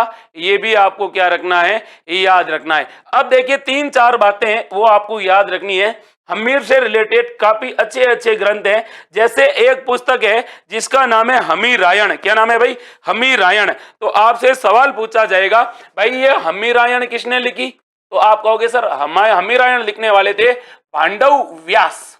कौन थे, पांडव व्यास थे, और पांडव व्यास ने ये पुस्तक लिखी थी। फिर आपसे सवाल पूछा जाएगा बताओ भाई सुरजन चरित्र किसने लिखी थी, हालांकि सुरजन चरित्र व्यक्ति लिखने वाला ये बूंदी के शासक थे सूरज हाड़ा, सुरजन हाड़ा उनका दरबारी था, इसने लिखी थी जिसका नाम था चंद्रशेखर। आगे बात करूं आपसे पूछा जाएगा कि हमीर बंधन किसने लिखी थी, तो हमीर बंधन लिखने वाला एक व्यक्ति था जिसका नाम था अमृत कैलाश। कौन सा कैलाश, अमृत कैलाश ने लिखी थी हमीर बंधन। आगे बात करूं मैं आपसे, तो आपको यह भी याद रखना है, सवाल आपसे पूछा जाएगा हमीर हट किसने लिखी थी, तो हमीर हट 2 पुस्तकें हैं और 2 अलग अलग कवियों ने लिखी थी। एक व्यक्ति का क्या नाम था, एक का नाम था कवि ग्वाल। कौन सा था भाई, कवि ग्वाल था। और एक व्यक्ति और था, उसका क्या नाम था भाई, तो उसका नाम आपसे पूछा जाएगा तो आप कहोगे सर ये था चंद्रशेखर। कौन सा शेखर, चंद्रशेखर। और बाकी मैंने आपको सारी किताबों के बारे में जानकारी दी है जो इनसे रिलेटेड प्रतियोगी परीक्षाओं में क्या किया जाता है, पूछ लिया जाता है, याद रखना है। आगे बढ़ते हैं और अगला सवाल देखते हैं, और अगला सवाल भी बेहतरीन सवाल मिलेगा आपको जो आपकी प्रतियोगी परीक्षाओं की दृष्टि से बहुत मायने रखने वाला सवाल है। राजस्थान के कौन से शासक को विद्वानों ने हिंदू पथ की उपाधि दी थी, ये आपको बताना है। बताइए भाई, लोकेश प्रीति जोशी, महेंद्र पारगी, महेंद्र कुमार परमार, महेंद्र पारगी। बताइए भाई, जीवराज दांदू। अच्छा सवाल, बेहतरीन सवाल है। और भाई वीडियो को ज्यादा से ज्यादा क्या करना है, लाइक करना है। वीडियो को लाइक करोगे तो पढ़ने और पढ़ाने का दोनों का मजा आएगा। बताइए भाई, अच्छा सवाल है और सोच के आंसर बताना है, और गलत बताना नहीं है भाई, गलत बताना नहीं है, क्योंकि ये सवाल तो कई बार प्रतियोगी परीक्षाओं में क्या हो चुके हैं भाई, रिपीट हो चुके हैं। तो आपको इसका सही और सटीक आंसर बताना। बताइए, अच्छा सवाल है, वेरी गुड। तो महाराणा सांगा, महाराणा सांगा को एक उपाधि दी हिंदू पथ, और एक उपाधि दी गई थी एक सैनिक का भग्नावशेष। एक सैनिक और एक सैनिक का कैसा, भग्नावशेष। और यह उपाधि इसको किसने दी थी, तो यह दी थी भाई कर्नल टॉड ने। कर्नल टॉड ने कहा था एक सैनिक का भग्नावशेष कहा था। अगली बात करूं मैं आपको, तो आपको यह भी याद रखना है कि सांगा, सांगा के बारे में ऐसा कहा जाता है इन्होंने एक प्रथा को जारी किया था, और वो इन्होंने कौन सी प्रथा जारी की थी भाई, पाती परवण प्रथा। तो पाती परवण प्रथा के तहत इन्होंने क्या किया था, बाबर के विरुद्ध अपने सभी राजपूत सरदारों को और आसपास के सभी राजपूत शासकों को इकट्ठा कर दिया था बाबर के विरुद्ध लड़ने के लिए। सांगा के बारे में जो बात आपसे पूछी जा सकती है वो पूछी जा सकती है कि बताओ भाई, जिस प्रकार से महाराणा प्रताप का राज्य अभिषेक पूछा जाता है तो इनका भी राज्य अभिषेक पूछा जा सकता है कि सांगा का राज्य अभिषेक कब हुआ। तो 24 मई 1509 को 24 मई 1509 को इनका क्या होता है, राज्याभिषेक होता है। अब इनके बारे में यह कहा जाता है इन्होंने कौन कौन सा युद्ध लड़ा। तो एक युद्ध इन्होंने लड़ा था खातोली का। कब लड़ा था खातोली का, 1517 में। और अगला युद्ध कौन सा लड़ा, बाड़ी का युद्ध लड़ा था, बाड़ी का। और बाड़ी का युद्ध इन्होंने कब लड़ा था, 1518 में लड़ा था। फिर आपसे पूछा जाएगा गागरोन का युद्ध इन्होंने लड़ा था। गागरोन का युद्ध इन्होंने कब लड़ा था, 1519 में लड़ा था। फिर आपसे सवाल पूछा जाएगा बयाना का युद्ध कब लड़ा था। तो बयाना का युद्ध लड़ा गया था फरवरी के अंदर। कब लड़ा गया था, फरवरी के अंदर लड़ा गया था, और फरवरी 1527 में। फिर आपसे सवाल पूछा जाएगा खानवा का युद्ध कब लड़ा गया था। तो खानवा का युद्ध लड़ा गया था मार्च 1527 में।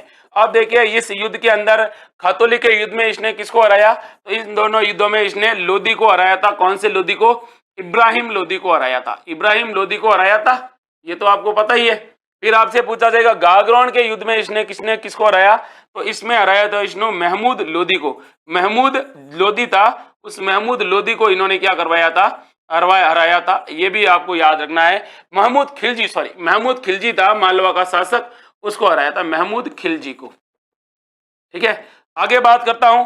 बयाना के युद्ध में इन्होंने किसको हराया था, तो बाबर को हराया था। किसको हराया था, बाबर को हराया था। लेकिन 1527 में ये स्वयं क्या हो गए थे, हार गए थे। ये भी आपको याद रखना है। अक्सर सवाल पूछ लिया जाता है ये खातोली कहां पर है। तो खातोली भाई कोटा के अंदर है। और ये जो बाड़ी कहाँ है, बाड़ी है भाई धौलपुर जिले में। बाड़ी किस जिले में है, धौलपुर जिले में है। और अगला सवाल आपसे पूछा जाएगा कि बयाना कहां पर है, भरतपुर में। खानवा कहां पर है, भरतपुर की रूपवास तहसील है। और किस नदी के किनारे है, गंभीर नदी के किनारे यह युद्ध हुआ था। यह भी आपको क्या रखना है भाई, याद रखना है। ऐसे सवाल अक्सर क्या कर लिए जाते हैं, पूछ लिए जाते हैं भाई। ठीक है, अगला सवाल है जो आपसे पूछ रहा है और आपको कह रहा है भाई आहड़ सभ्यता का उत्खनन किसके द्वारा किया गया था। तो आहड़ सभ्यता है, उस आहड़ सभ्यता की खुदाई किसके द्वारा की गई थी, ये आपको बताना है। बता दीजिए भाई। अच्छा सवाल है, बेहतरीन सवाल है। अच्छे से आपको क्या देना है, आंसर देना है। भिकाराम पटेल, भिकाराम पटेल पढ़ ले मेरे भाई।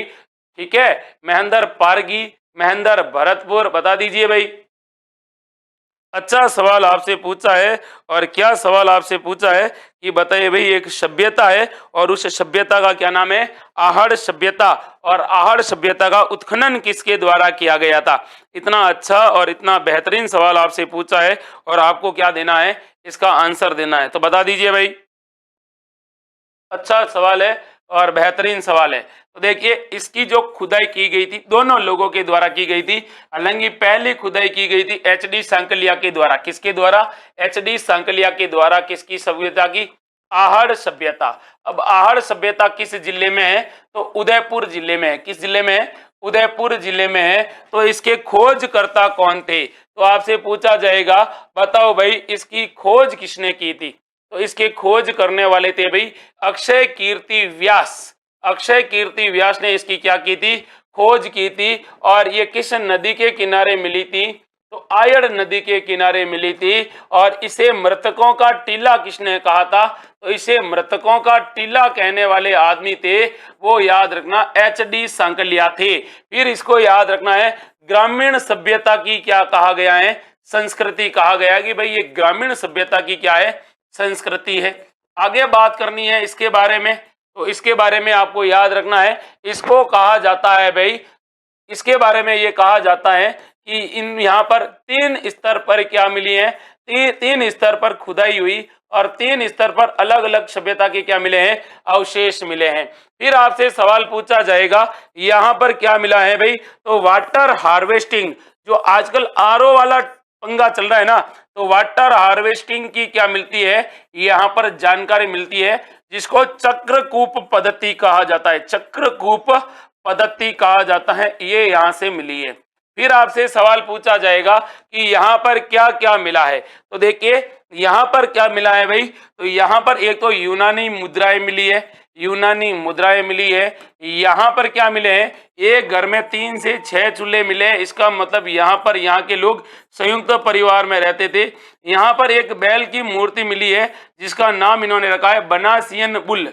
बनासियन क्या कहा है, बुल कहा है। और यहाँ से क्या मिला है, तो और यहाँ से आपको याद रखना है भाई, यूनानी मुद्राएं 3 से 6 चूल्हे मिले हैं, अनाज रखने के कोठे मिले हैं जिनको गोरे कहा जाता है। ये भी आपको क्या रखना है, याद रखना है भाई। अक्सर ऐसे सवाल प्रतियोगी परीक्षाओं में पूछ लिए जाते हैं। अगले सवाल को देखते हैं, और अगले सवाल को देखने से पहले मेरे भाई ये देखिए, ये सवाल है, इनमें से कौन सा पर्यटक स्थल कोटा जिले में स्थित नहीं है, बताइए भाई। अच्छा सवाल है और बेहतरीन सवाल है। मुकुंदरा हिल्स, किशोर सागर, नवल सागर और कोटा बैराज, बताइए भाई। अच्छा सवाल, बेहतरीन सवाल, और वीडियो को लाइक करना है भाई।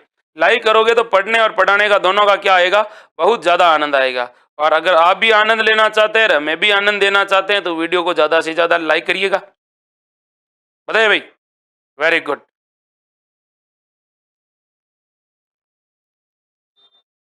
तो सवाल आपसे पूछा है, एक जगह है और जो जगह कोटा के अंदर नहीं है, कौन सी जगह में कहाँ नहीं है भाई, कोटा के अंदर नहीं है, कौन सी है नहीं है भाई, बताओ।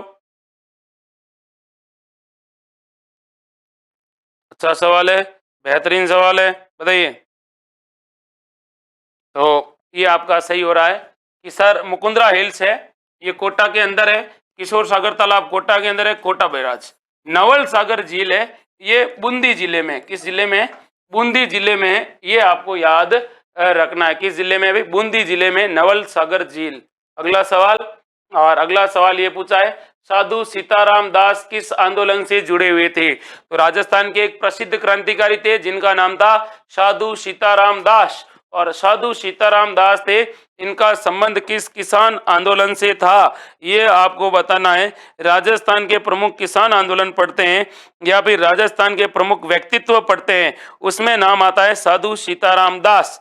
तो साधु सीताराम दास का जो संबंध था वो किस किसान आंदोलन से था, बेहतरीन सवाल का बेहतरीन जवाब देना है भाई, बहुत बढ़िया। तो इनका संबंध था बिजोलिया किसान आंदोलन से, किससे था भाई, बिजोलिया किसान आंदोलन से था। सर मजाक क्यों कर रहे हो, थोड़ा डिटेल में बता दो। तो देख मेरे भाई, डिटेल में आपको बता दूं कि इनका जन्म भी कहां पर हुआ था। तो इनका जो उआऊ उआऊ होता है वो भी बिजोलिया के अंदर होता है। उआऊ उआऊ का मतलब क्या हुआ कि इनका जो जन्म होता है वो बिजोलिया में होता है। फिर देखिए ये क्या थे, तो ये एक पुस्तकालय में नौकरी करते थे। तो ये क्या थे, पुस्तकालय अध्यक्ष थे।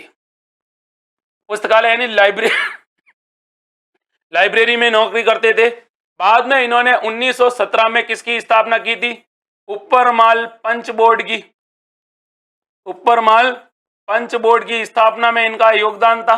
फिर देखिए इन्होंने क्या कहा था, इनको कहा जाता है बिजोलिया किसान आंदोलन का जनक। जो बिजोलिया किसान आंदोलन हुआ था उस किसान आंदोलन का इनको जनक कहा जाता है, ये भी याद रखना है।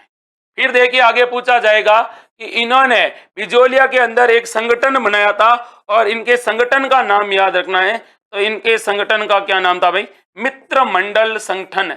तो मित्र मंडल नामक एक संगठन बनाया और बिजोलिया के अंदर जो किसानों के ऊपर जो हो रहे थे अत्याचार, उसके लिए इनको क्या करना था, इन संगठन का उद्देश्य था लोगों में जन जागृति को पैदा करना। ठीक है भाई, ये सवाल आपको क्या रखना है, याद रखना है बिल्कुल। हरियाली अमावस्या, जीवराज दांदू, हेमराज सैनी। अगला सवाल देखो, और अगला सवाल है ये, और क्या पूछ रहा है आपसे, आपसे पूछ रहा है, बताइए भाई।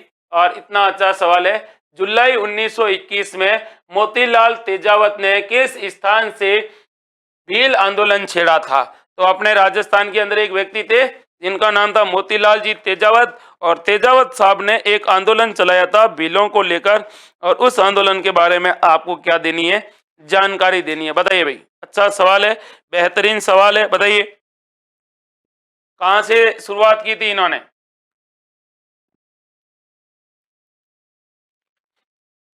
प्रीति जोशी, हेमराज मीणा, जीवराज दांदू, श्रवण कुमार, हेमराज सैनी, कल्पना गौतम, गुडन, विशाल वैष्णव, भिकाराम पटेल। हाँ देखो, यहाँ बैठे बैठे मिर्ची लग रही है, ये मत करो और वो मत करो। अरे भाई पढ़ लो रे, पढ़ोगे तो नौकरी लग जाएगी, और नौकरी लगेगी तो तुम्हारे सामने कोई दादागिरी नहीं करेगा, तुम खुद दादा बन जाओगे। नहीं तो फिर दूसरों के बच्चों को देख देख के खुश होगे कि मैं भी दादा बन सकता, काश नौकरी लगती तो बताओ, मोतीलाल तेजावत ने एक ही आंदोलन की शुरुआत कहाँ से की थी? अच्छा सवाल है यार, सही सही बता दो, बताइए। तो इन्होंने एक ही आंदोलन की शुरुआत कहाँ से की थी, ये आपको बताना है। जुलाई 1921 के अंदर, जुलाई 1921 के अंदर इन्होंने कहाँ से की थी? कोटड़ा, सिरोही, जाडोल, बताओ कहाँ से की थी? बेहतरीन सवाल है। और इन्होंने की थी भाई अपने सिरोही के अंदर, एक गांव पड़ता है पाल गांव। कौन सा गांव? पाल गांव। और पाल गांव सिरोही से इसकी क्या की थी इन्होंने? शुरुआत की थी सबसे पहले, ये भी ये याद रखना है। अब मैं आपको बता दूं मोतीलाल जी तेजावत के बारे में, जिनका जन्म हुआ था कोलियारी गांव में। कौन से गांव में? कोलियारी गांव। और कोलियारी गांव कहां पर है? कोलियारी गांव है उदयपुर के अंदर इनका जन्म होता है। फिर देखिए इनके बारे में आपसे सवाल क्या पूछा जाएगा? सवाल आपसे पूछा जाएगा ये किस जाति के थे, तो ये ओसवाल थे। ओसवाल थे मतलब ये क्या थे भाई? बढ़िया थे, बढ़िया। क्या थे? बढ़िया थे, ये भी आपको याद रखना है। फिर आपसे सवाल पूछा जाएगा इनको क्या कहा जाता है, तो इनको कहा जाता है भाई आदिवासियों का मसीहा।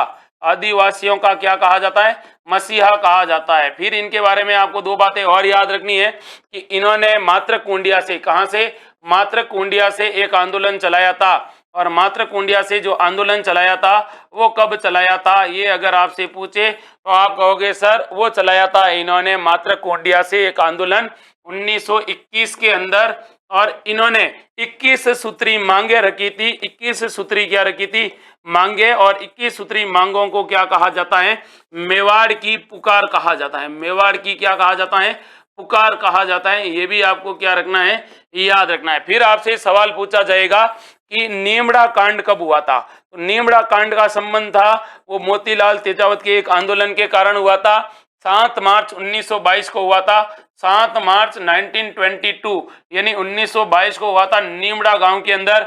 ये नीमड़ा गांव कहां पर पड़ता है? तो भीलवाड़ा के अंदर पड़ता है। और यहां पर कहते हैं कि मोतीलाल तेजावत के पैर में क्या लगती है? गोली लगती है। इसके अलावा इन्होंने एक नारा दिया था हाकिम। क्या दिया था नारा? इन्होंने एक नारा दिया था हाकिम और हुक्म नहीं। इन्होंने क्या दिया था?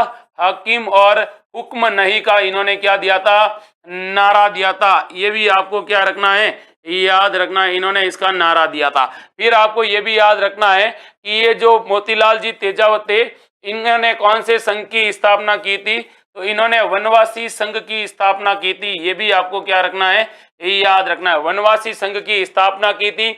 आदिवासी इनको बाप जी कहते थे। आदिवासी मोतीलाल जी तेजावत को क्या कहते थे? आदिवासियों के बाबूजी कहा जाता है। ये भी आपको क्या रखना है? याद रखना है। मोतीलाल तेजावत से रिलेटेड ऐसे सवाल सभी प्रतियोगी परीक्षाओं में आज तक पूछे जा चुके हैं। तो आपका एग्जाम होगा तो शायद इसमें से लपेट ले आपको। अगला सवाल देखें। और अगला सवाल है ये, क्या पूछा है सवाल में? 1857 की क्रांति का नेता था। 1857 की क्रांति में कोटा का नेता कौन था, ये आपको बताना है। तो बताइए, कुशल सिंह, नंद किशोर, जय दयाल, नबी शेर। अच्छा सवाल है। और ऐसे सवाल जब परीक्षाओं में पूछते हैं तब क्या हो जाते हैं? डापाचूक हो जाते हैं। अक्सर आधे जने कुशल सिंह जी तक पहुंच जाते हैं, लेकिन ये नहीं देखते हैं कि पूछ किसका रहा है। बताइए भाई, पूछ किसका रहा है? 15 अक्टूबर 1857 को कोटा में क्या होता है? विद्रोह होता है 15 अक्टूबर 1857 को। और कोटा के अंदर 3 लोगों को मार दिया जाता है। कोटा के पॉलिटिकल एजेंट होते हैं बर्टन। बर्टन के 2 टावर होते हैं, एक का नाम होता है शेडलर। क्या नाम होता है? शेडलर। और एक बेटे का नाम होता है फ्रैंक। इनको भी मार दिया जाता है। और एक डॉक्टर होता है इनके साथ। क्या होता है? डॉक्टर, जिसका नाम क्या होता है भाई? डॉक्टर का। तो उसका नाम क्या था भाई? डॉक्टर का। ये भी नाम याद, एक बर्टन, एक शेडलर, एक फ्रैंक। हाँ, एक था डॉक्टर, और डॉक्टर का मुझे क्या नहीं आ रहा है, नाम याद नहीं आ रहा है। डॉक्टर का नाम अभी मैं आपको बता दूं। डॉक्टर शेडलर, डॉक्टर फ्रैंक अभी बता दूंगा। अब देखिए, यहाँ पर जो नेतृत्व किया था वो जय दयाल ने किया था और मेहराब खान ने किया था। किसने किया था? जय दयाल और मेहराब खान ने। कोटा के शासक थे राम सिंह जी। कौन से सिंह जी थे? महाराव राम सिंह। और महाराव राम सिंह को इन्होंने क्या कर दिया था भाई? कोटा में नजरबंद कर दिया था। कोटा के किला में क्या कर दिया था? नजरबंद कर लिया था। ये भी आपको क्या रखना है? याद रखना है। इसके अलावा आपको ये भी याद रखना है कि यहाँ पर ऐसा कहा जाता है कि कोटा के अंदर कहते हैं कि प्रथम राजस्थान का एकमात्र सुनियोजित विद्रोह हुआ था। एकमात्र सुनियोजित विद्रोह हुआ था। ये कहां पर हुआ था? तो ये कोटा के अंदर हुआ था। ये भी आपको क्या रखना है? याद रखना है। ठीक है, आगे बात करना है तो आगे आपसे पूछा जाएगा। और क्या सवाल पूछा जाएगा? सवाल आपसे ये पूछा जाएगा, बताओ भाई, और क्या पूछा जाएगा कि कोटा के अंदर विद्रोह को किसने दबाया था? तो कोटा विद्रोह को दबाने में एक तो करौली के शासक थे। कौन थे भाई? करौली के शासक, जिनका नाम था मदन पाल। क्या नाम था? मदन पाल। और मदन पाल की सहायता से कहते हैं कि एक व्यक्ति होता है, उस व्यक्ति का क्या नाम होता है? तो उसका नाम होता है भाई होम्स। ये होम्स और इनकी संयुक्त सेना होती है, ये कोटा के विद्रोह को क्या करती है भाई? दबाती है। ये भी आपको क्या रखना है? याद रखना है। तो अक्सर सवाल क्या कर लिए जाते हैं? ऐसे पूछ लिए जाते हैं। शेडलर, डॉक्टर शेडलर था। डॉक्टर का नाम तो था शेडलर। और इसके अलावा इसका एक बेटा था, जिसका क्या नाम था भाई? एक था फ्रैंक और एक का नाम था ऑर्थर। ऑर्थर नाम था, है ना? ऑर्थर नाम था। ये याद रखना है। आगे बढ़ते हैं और अगले सवाल को भी देख लेते हैं। अगला सवाल है ये वाला, 13 ताली नृत्य किस लोक देवता की भक्ति में किया जाता है? भाई बताओ, कितने ताली? 13 ताली नृत्य। प्रीति जोशी, कंवरलाल मीणा, प्रीति जोशी, बताइए भाई। Mahendra Pargi, Jeevraj Dandu, doctor Shedler, Frank Arthur और बर्टन, 4 लोगों को मारा जाता है। अब देखिए भाई, 13 ताली नृत्य और 13 ताली नृत्य का संबंध किस लोक देवता से है, ये आपको बताना है। बता दीजिए भाई। हाँ, सबका आंसर आना चाहिए इस पे। तो वीडियो को लाइक कम कर रहे हो भाई, वीडियो को ज्यादा से ज्यादा लाइक करो। रामदेव जी। सवाल आपसे पूछा जाएगा, इस 13 ताली को प्रकाश में कौन लाए थे? तो इसको प्रकाश में लाने का श्रेय दिया जाता है देश के पहले प्रधानमंत्री पंडित नेहरू को दिया जाता है। फिर आपसे पूछा जाएगा कि पैरों पर कितने मंजीरे? तो इसके अंदर कितने मंजीरों का प्रयोग होता है? 13 मंजीरे। 13 मंजीरे कहाँ कहाँ पर होते हैं? तो देखिए भाई, 9 तो होते हैं पैर पर। एक पैर पर कितने होते हैं? एक पैर पर 9 होते हैं। फिर देखिए दाएं और बायां, दायां प्लस बायां हाथ होता है, उन बायां हाथ पर कितने होते हैं भाई? 2-2 होते हैं। क्या होते हैं? 2-2 होते हैं। प्रसिद्ध कलाकार पूछा जाएगा तो क्या कहोगे? सर, प्रसिद्ध कलाकार एक महिला थी और उस महिला का नाम क्या था? तो उसका नाम था मांगी बाई। और एक पुरुष है जिनका क्या नाम है? लक्ष्मण दास। कौन से दास? लक्ष्मण दास है। फिर आपसे पूछा जाएगा इस नृत्य का उद्गम कहाँ पर हुआ? तो इस नृत्य का उद्गम आपसे पूछा जाएगा। तो इस नृत्य का उद्गम है भाई पादरला गांव। कौन सा गांव है? पादरला गांव। और पादरला गांव कहाँ है? पाली में। फिर आपसे पूछा जाएगा 13 ताली नृत्य किस लोक देवता का क्या है भाई? मेले का महत्वपूर्ण या फिर उनके मेले का आकर्षण का केंद्र है। तो रामदेव जी के मेले का ये क्या है? आकर्षण है। ये भी याद रखना है। इस मेले के बारे में आपसे पूछिए। ये 13 ताली नृत्य है, इसके बारे में आपसे सवाल पूछा जाएगा कि ये जो 13 ताली नृत्य है, ये जो 13 ताली नृत्य है, इसके अंदर क्या विशेषता है? तो एकमात्र नृत्य है जो क्या किया जाता है? एकमात्र नृत्य जो बैठ कर किया जाता है। जो क्या किया जाता है? बैठ कर किया जाता है, अर्थात जमीन पर बैठकर किया जाता है। ये भी आपको याद रखना है भाई। ठीक है, से सवाल भी अपने कई बार परीक्षाओं में क्या कर लिए जाते हैं? पूछ लिए जाते हैं। आप में से कई बार कोई कह रहा है कि सर पीडीएफ कहाँ मिलेगी? तो इसकी जो पीडीएफ मिलेगी ना भाई, वो पीडीएफ आपको ऐप में मिलेगी। किस में मिलेगी? तक्षशिला एकेडमी का जो आपको ऐप दिख रहा है ना, उस ऐप में मिलेगी। वहां से आप इसको डाउनलोड कर लीजिएगा और वहां पे आपको बिल्कुल निःशुल्क एकदम फ्री फंड में मिलेगी। अच्छे से जबरदस्त तरीके से पढ़िएगा इसको। अगला सवाल देखिए, और अगला सवाल है ये, हल्दी घाटी के युद्ध के पश्चात महाराणा प्रताप ने मुगलों के विरुद्ध कहां से प्रतिरोध जारी रखा? तो हल्दी घाटी का जो युद्ध होता है, उस हल्दी घाटी के युद्ध के बाद महाराणा प्रताप ने क्या किया था भाई? कहां से इन्होंने मुगलों के विरुद्ध प्रतिरोध रखा था? ये आपको याद रखना है। कुंभलगढ़, चामुंड, देवगढ़ या गोगुंदा? बताइए भाई। अच्छा सवाल है। गोगुंदा के अंदर क्या होता है भाई? प्रताप का राज्य अभिषेक होता है। प्रताप का कौन सा अभिषेक होता है? राज्य अभिषेक होता है। ये याद रखना। राज्य अभिषेक कब हुआ? 28 मई को, 28 मई कब थी? 28 मई 1572 के दिन। फिर देखिए कुंभलगढ़ के अंदर इनका क्या होता है? जन्म होता है। जन्म कब होता है? 9 मई को होता है। 9 मई कब? 1540 के अंदर। ये याद रखना है। इसका मतलब इन्होंने जो कहां से की थी भाई? वो चावंड को बनाया था इन्होंने राजधानी, और चावंड को राजधानी इन्होंने कब बनाया था भाई? 1585 में, 1585 में। और चावंड के अंदर इन्होंने यहां से मुगलों के विरुद्ध क्या रखा? प्रतिरोध रखा था। और याद रखना यहाँ पर एक शैली की शुरुआत होती है, वो होती है चावंड शैली। और चावंड शैली की जो शुरुआत प्रताप के समय, लेकिन स्वर्ण काल अमर सिंह का काल कहलाता है। और यहीं पर कहते हैं कि धनुष होता है, उस धनुष पर प्रत्युच्चा चढ़ा रहे थे, और धनुष पर प्रत्युच्चा चढ़ाते समय इनकी क्या होती है? वो प्रत्युच्चा टूट जाती है, जिसके कारण इनकी मृत्यु भी यहीं पर होती है, चावंड के अंदर। कहाँ होती है मृत्यु? भी कहाँ होती है? चावंड के अंदर होती है। ये भी आपको क्या रखना है भाई?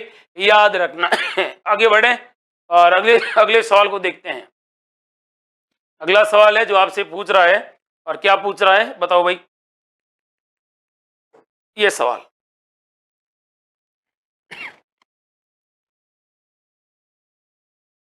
बताइए भाई। राणा सांगा के उस सहयोगी का नाम बताना है। उस सहयोगी का नाम बताइए जिसने खानवा के युद्ध से के नाजुक पड़ाव पर, जब सांगा हार रहे थे, उस समय उन्होंने अपना समर्थन वापस ले लिया और ये बाबर के पक्ष में चले जाते हैं। कौन थे वो? बताइए। 4 ऑप्शन आपके सामने। अच्छा सवाल है, बेहतरीन सवाल है, और आपको आंसर देना है। कल्पना गौतम, प्रीति जोशी, बताइए भाई। सुरेश कड़वासरा, एम के शर्मा।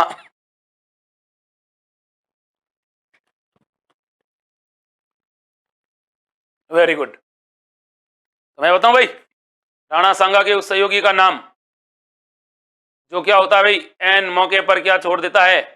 हाँ, तो वो आदमी था भाई कौन? मेदिनी राय था या सलहदी तंवर? सलहदी तंवर था, जो कहां का रहने वाला था? रायसीन का शासक था, रायसीना का शासक था, एकदम नाजुक पड़ाव पर। और एक व्यक्ति और था जिसका नाम था खानजादा। ये खानजादा कहां का शासक था? नागौर का। ये राजपूतों के गुट के लोग थे, लेकिन सांगा की पराजय को देखते हुए अपना दल क्या कर लेते हैं? बदल देते हैं। अब आपसे सवाल यह पूछा जा सकता है कि कर्नल जेम्स टॉड ये कहता है, कर्नल जेम्स टॉड कहते हैं कि 7 बड़े राजा, 7 राजा, 9 राव और 104 सरदार ये सांगा के पक्ष में थे। सांगा के क्या थे? पक्ष में थे। फिर भी सांगा क्या हो गए? हार गए। इसका कारण था कि सांगा के साथ आए हुए सहयोगियों में आपसी तालमेल और एकदम से युद्ध रणनीति का सही और सटीक अनुमान नहीं लगा पाना।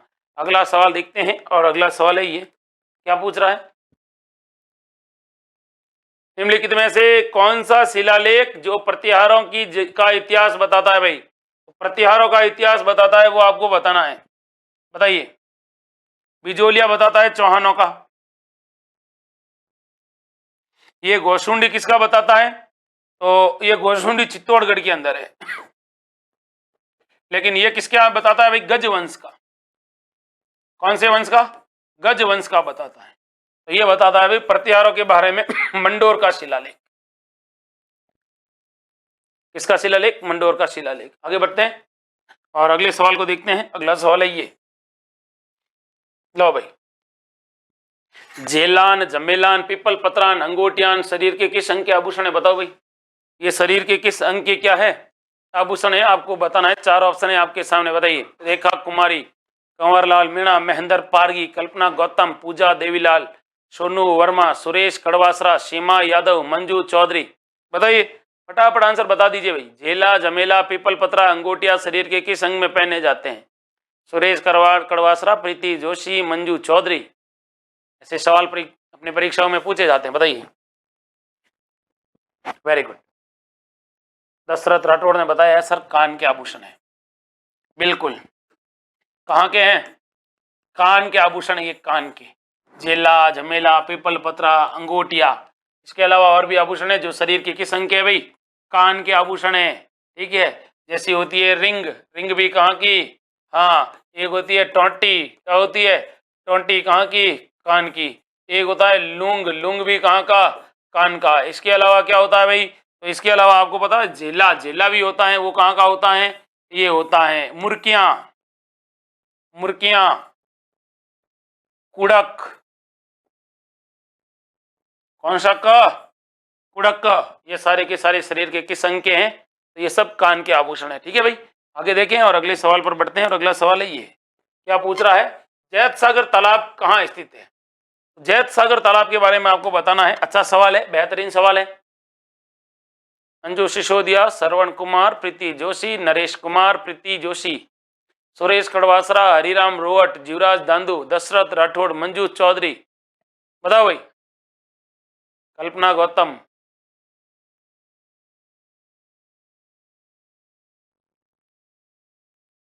अरे लूंग नहीं होता है भाई, ये लूंग तो कान का होता है, लौंग होता है, लौंग। ये गाना सुना है, मेरा लौंग बच्चा, ठीक है। तो ये जो लौंग है ना, ये तो यहाँ का, लूंग है वो यहाँ का, ओके। हाँ आगे बढ़िए भाई। तो इसका राइट आंसर है भाई आपका जैत सागर झील, बूंदी। जैत सागर झील के अंदर एक होता है जिसका नाम होता है जोध सिंह हाड़ा। और जोध सिंह हाड़ा होता है, वो क्या होता है, इसमें गणगौर की प्रतिमा के साथ डूब जाता है। गणगौर की जो प्रतिमा होती है उसके साथ इसमें क्या होता है, डूब जाता है। और इसके कारण यहाँ पर एक लाइन फेमस हो गई थी, और क्या हुई थी, हाड़ो ले डूबियो गणगौर। और हाड़ो ले डूबियो गणगौर मतलब क्या हुआ, बूंदी रियासत में क्या नहीं मनाई जाती है, बूंदी रियासत में क्या नहीं मनाई जाती है, बूंदी रियासत के अंदर आप कहोगे सर गणगौर नहीं मनाई जाती, ठीक है। आगे बढ़ते हैं और अगला सवाल देखते हैं। और अगला सवाल है ये, सवाल क्या पूछा है, राजस्थान की पहली महिला जो क्या रह चुकी है, पायलट रह चुकी है, बताइए भाई। प्रतिभा पूनिया, प्रिया शर्मा, कल्पना चावला या नम्रता भट्ट, बताइए भाई। मनु, हाँ बताइए भाई। जीवराज दांदू, श्रवण कुमार, हनुमान लाल चौधरी, देवीलाल मेड़ा, प्रकाश लखारा, बताइए भाई। पूर्व भारत का वीर विकास अग्रवाल, मनु और ये पूर्व भारत का वीर है, एक साथ गए हुए थे, एक साथ आए हैं। प्रीति जोशी, बताइए भाई। पिंकी खींची, तो इसका राइट आंसर क्या है भाई, नम्रता भट्ट। राजस्थान की पहली महिला है जो क्या चला रही है भाई, हवाई जहाज चला रही है। क्या चला रही है भाई, हवाई जहाज चला रही है। आगे देखिए और अगला सवाल है ये, इस किले की सबसे ऊंचा भाग है उसे मीरान साहब की दरगाह कहा जाता है। मीरान साहब की दरगाह किले के किस ऊंचे भाग को कहा जाता है, बताइए। देवाराम चौहान, मंजू चौधरी, हरिओम, बताओ भाई। ऐसे सवालों का जवाब अच्छे से देना है और आपको वीडियो को लाइक करना है, बताइए भाई। Very good. तो ये है भाई तारागढ़ दुर्ग अजमेर।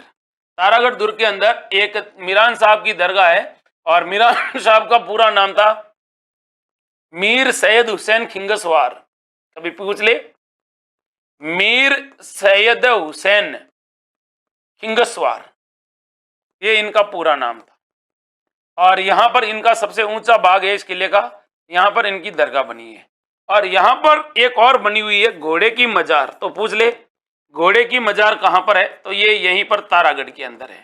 तारागढ़ का दुर्ग है, ये किस पहाड़ी पर बना है, तो ये बीटली की पहाड़ी पर बना है, बीटली की पहाड़ी पर।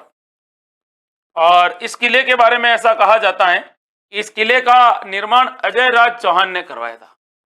अजय राज चौहान ने इस किले का निर्माण करवाया था, लेकिन बाद में एक व्यक्ति था जिसका नाम था पृथ्वीराज सिसोदिया। पृथ्वीराज सिसोदिया ने इसका वापिस पुनः निर्माण करवाया। और इनकी रानी थी जिनका नाम था तारा, और तारा के नाम पर इसका नाम कौन सा गढ़ कर दिया, तारागढ़ कर दिया। ये आपको याद रखना है भाई। घोड़े की मजार इसी किले में है। अगला सवाल है, जगत शिरोमणि मंदिर किस दुर्ग के उत्तर पश्चिम में स्थित है। जगत शिरोमणि मंदिर किस दुर्ग के उत्तर पश्चिम में स्थित है, ये आपको बताना है। 4 ऑप्शन है, आपको बताना है, बता दीजिए भाई।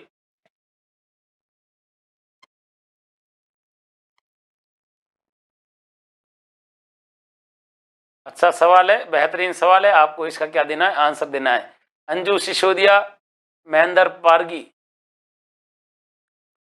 जीवराज दांदू, हरिओम मीणा, बताइए भाई। संतोष सैनी, हनुमान लाल चौधरी, बताइए।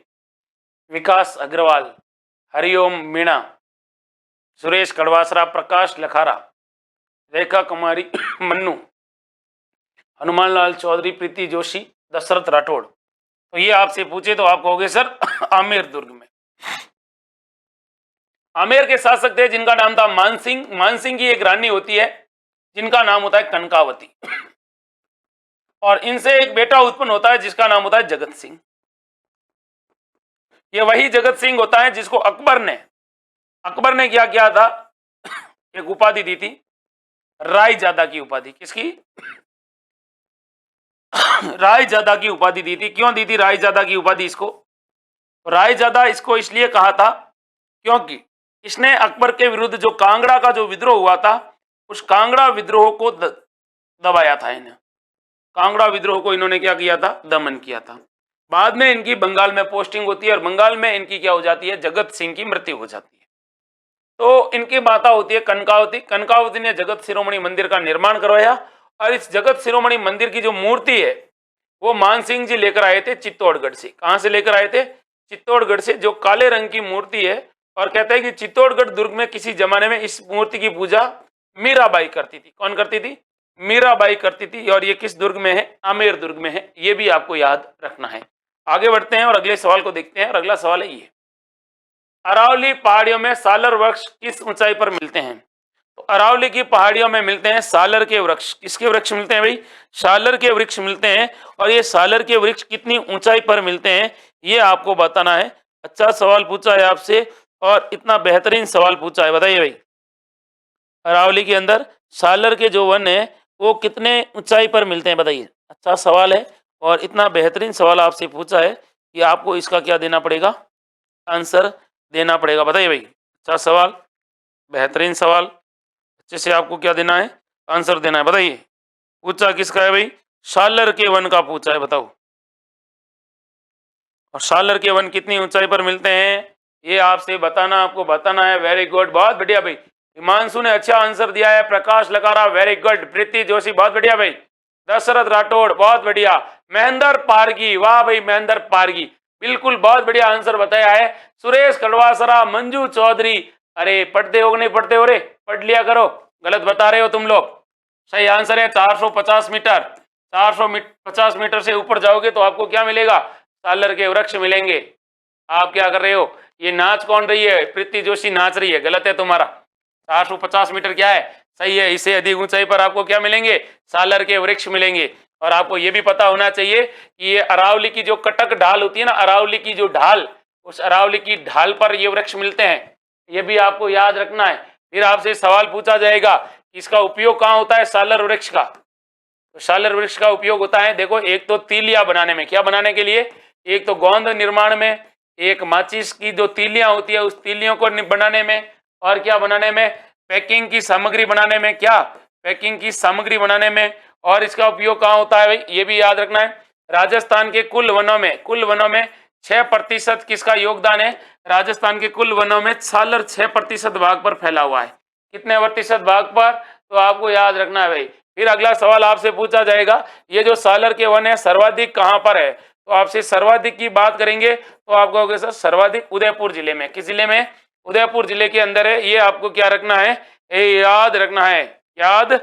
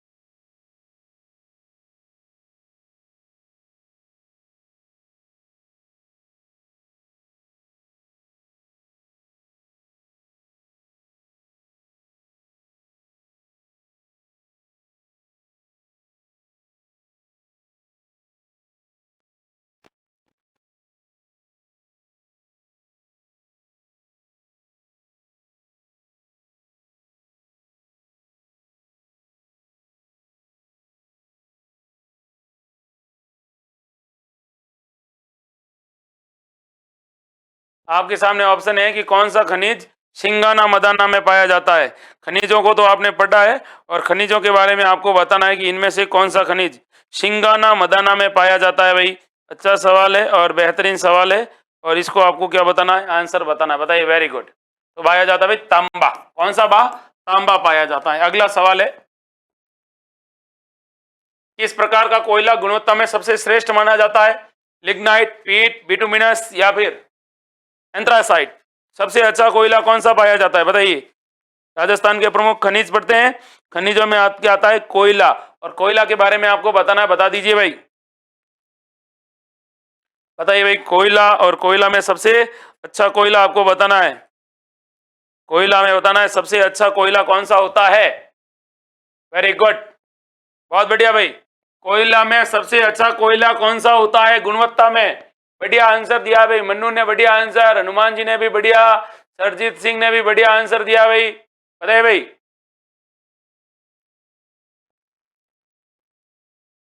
अच्छा सवाल है और बेहतरीन सवाल है और आपको इसका आंसर बताना है एंथ्रासाइट। एंथ्रासाइट कोयले का सबसे बढ़िया रूप है, ये आपको याद रखना है। अब आपसे अगर पूछ ले कि बताइए भाई एंथ्रासाइट कोयला अच्छा क्यों होता है, क्योंकि इसके अंदर 80 से 90% किसकी मात्रा पाई जाती है? कार्बन की। बिटुमिनस में कितने प्रतिशत पाई जाती है? तो 75 से लेकर 80% कार्बन की मात्रा पाई जाती है। फिर पूछा जाएगा पीट के अंदर कितनी मात्रा पाई जाती है? तो पीट के अंदर पूछा जाएगा तो ये सबसे घटिया होता है, 50% से कम और सबसे घटिया होता है। फिर पूछा जाएगा अगला आपका कौन सा बचा? लिग्नाइट। और सॉरी, पीट के अंदर और इसके अंदर कितनी होती है भाई? ये 50% से कम होता है और इसमें कितनी? 50% से अधिक होती है। तो आपसे पूछा जाएगा राजस्थान में सबसे ज्यादा कौन सा खनिज पाया जाता है? तो राजस्थान में सबसे ज्यादा ये पाया जाता है। राजस्थान में सबसे ज्यादा कौन सा? लिग्नाइट। लिग्नाइट के कोयले के सर्वाधिक भंडार किस जिले में है? तो सर्वाधिक कोयले के भंडार आपसे पूछा जाएगा, आप कहोगे सर बाड़मेर जिले में। किस जिले में?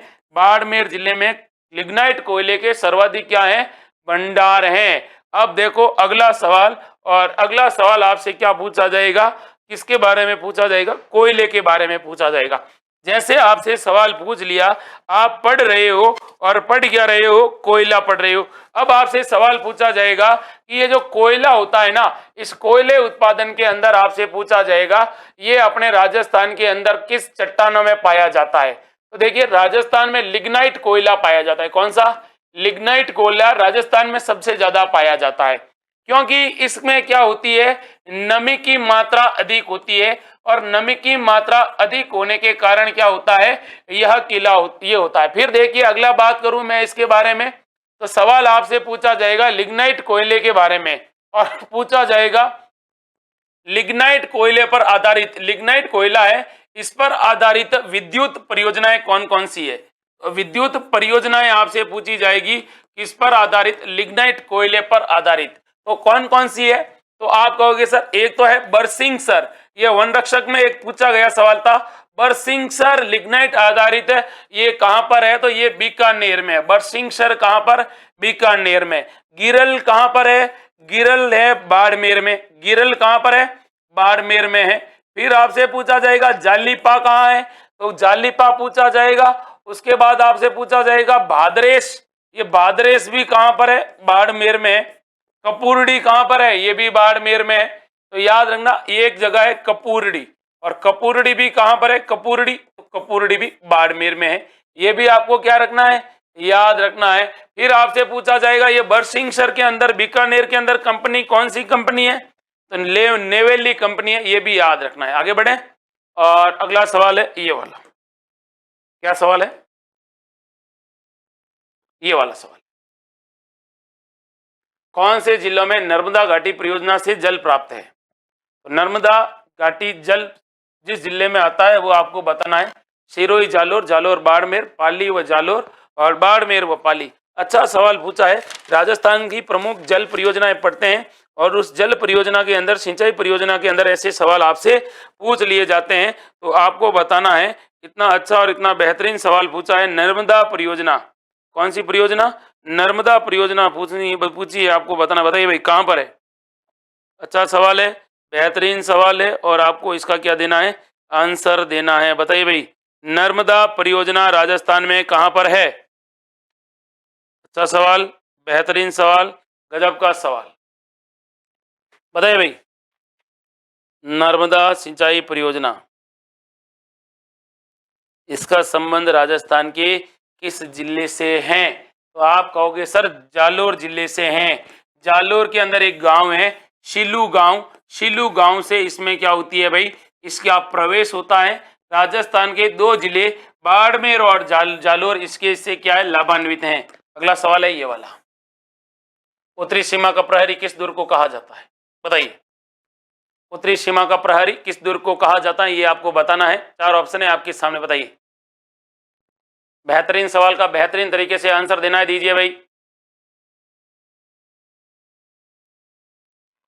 सुरेंद्र चौधरी, मनु,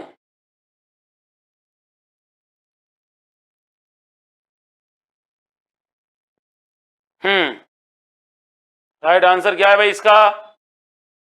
युवराज दांदू, कल्पना गौतम, हनुमान चौधरी, मनु, मांगीलाल चौधरी, मंजू चौधरी। तो देखिए भटनेर का किला कहां पर है? हनुमानगढ़ के अंदर है, जिसका निर्माण कहते हैं 285 ईस्वी में करवाया गया था। 285 ईस्वी में करवाया गया था। किसके द्वारा करवाया गया था? भूपत भाटी के द्वारा करवाया था। इसका वास्तुकार कौन था? इसका वास्तुकार केकेया था। किस श्रेणी का दुर्ग है? धानवंत श्रेणी का दुर्ग है। किसकी पहली राजधानी थी? तो भाटियों की प्रथम राजधानी, भाटियों की प्रथम राजधानी थी। ये भी आपको याद रखना है। फिर आपसे सवाल क्या पूछा जाएगा? फिर आपसे सवाल पूछा जाएगा, ये जो भटनेर का किला है, ये जो भटनेर का किला है, इसके बारे में आपसे पूछा जाएगा क्या विशेषता है? राजस्थान का सबसे प्राचीन किला है। राजस्थान का सबसे कैसा किला? प्राचीन किला है। ये भी आपको याद रखना है। इस किले में कितने मंदिर हैं? 2 मंदिर है। कौन कौन सा? एक मंदिर है भाई गोरखनाथ मंदिर है, और कौन सा मंदिर है? भद्रकाली माता का मंदिर है। कौन सा मंदिर? भद्रकाली माता का मंदिर है। इसके अलावा पूछा जाएगा राजस्थान में सर्वाधिक विदेशी आक्रमण किस किले पर हुए थे? तो सर्वाधिक विदेशी आक्रमण हुए थे वो भटनेर के किले पर हुए थे। पूछा जाएगा ये जो किला है, इस किले के बारे में एक व्यक्ति है जिसका नाम है तैमूर।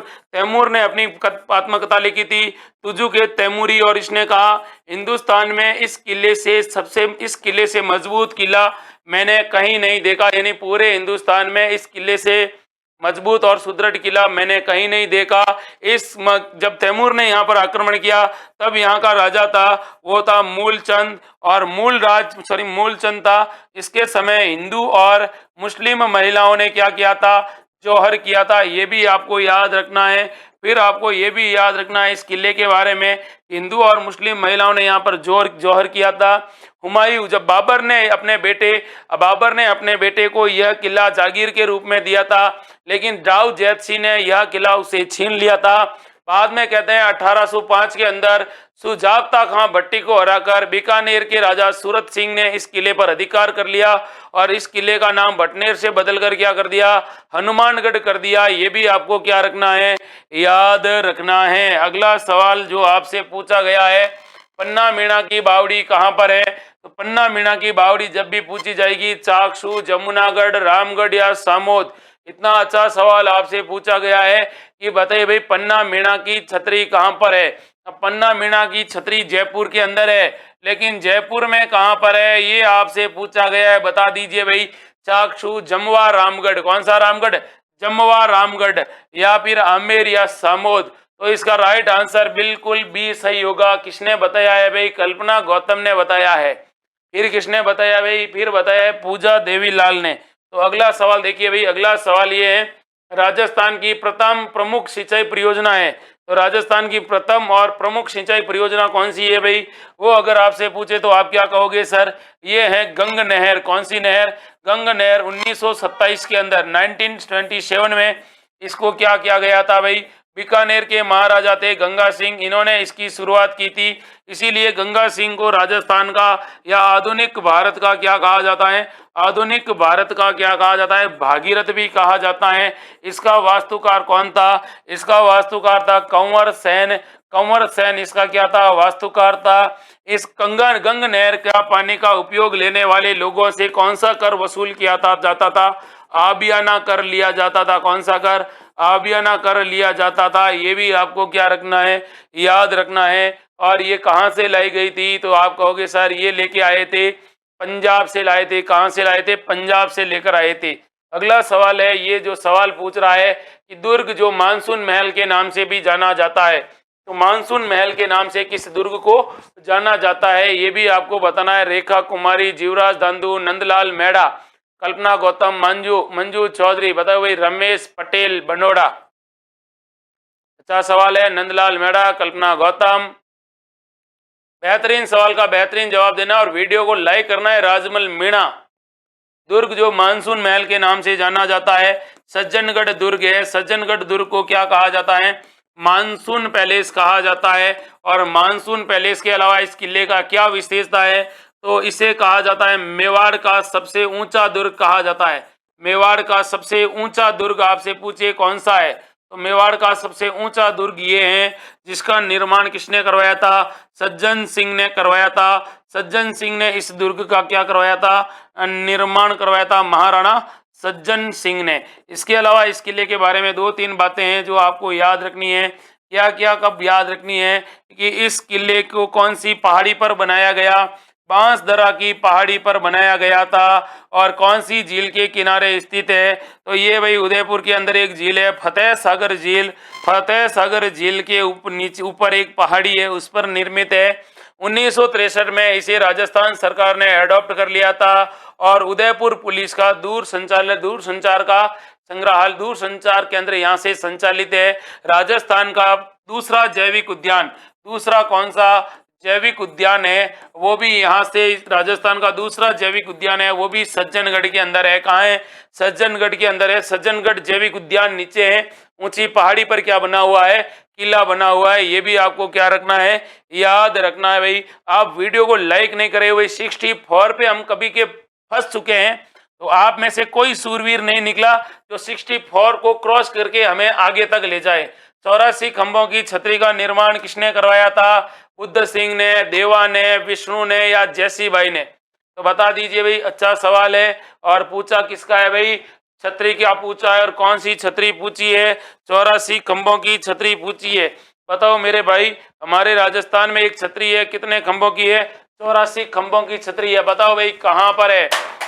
अच्छा सवाल पूछा है आपसे, और कितने खंभों की छतरी पूछी है, 84 खंभों की छतरी पूछी है। कोई है सूरवीर जो बताएगा कि सर 84 खंभों की छतरी तो मैंने कहीं सुनी है, और ये यहाँ पर है, और इसका निर्माण किसने करवाया, ये भी आपको बताना है। बताइए, 84 खंभों की छतरी।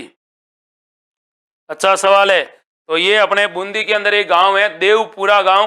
देवपुरा गांव में है, बूंदी जिले में। बूंदी जिले में कहाँ पर है, देवपुरा गांव में। इसका निर्माण किसने करवाया था, तो इस छतरी का निर्माण करवाने वाले थे कौन भाई, राजा अनिरुद्ध सिंह।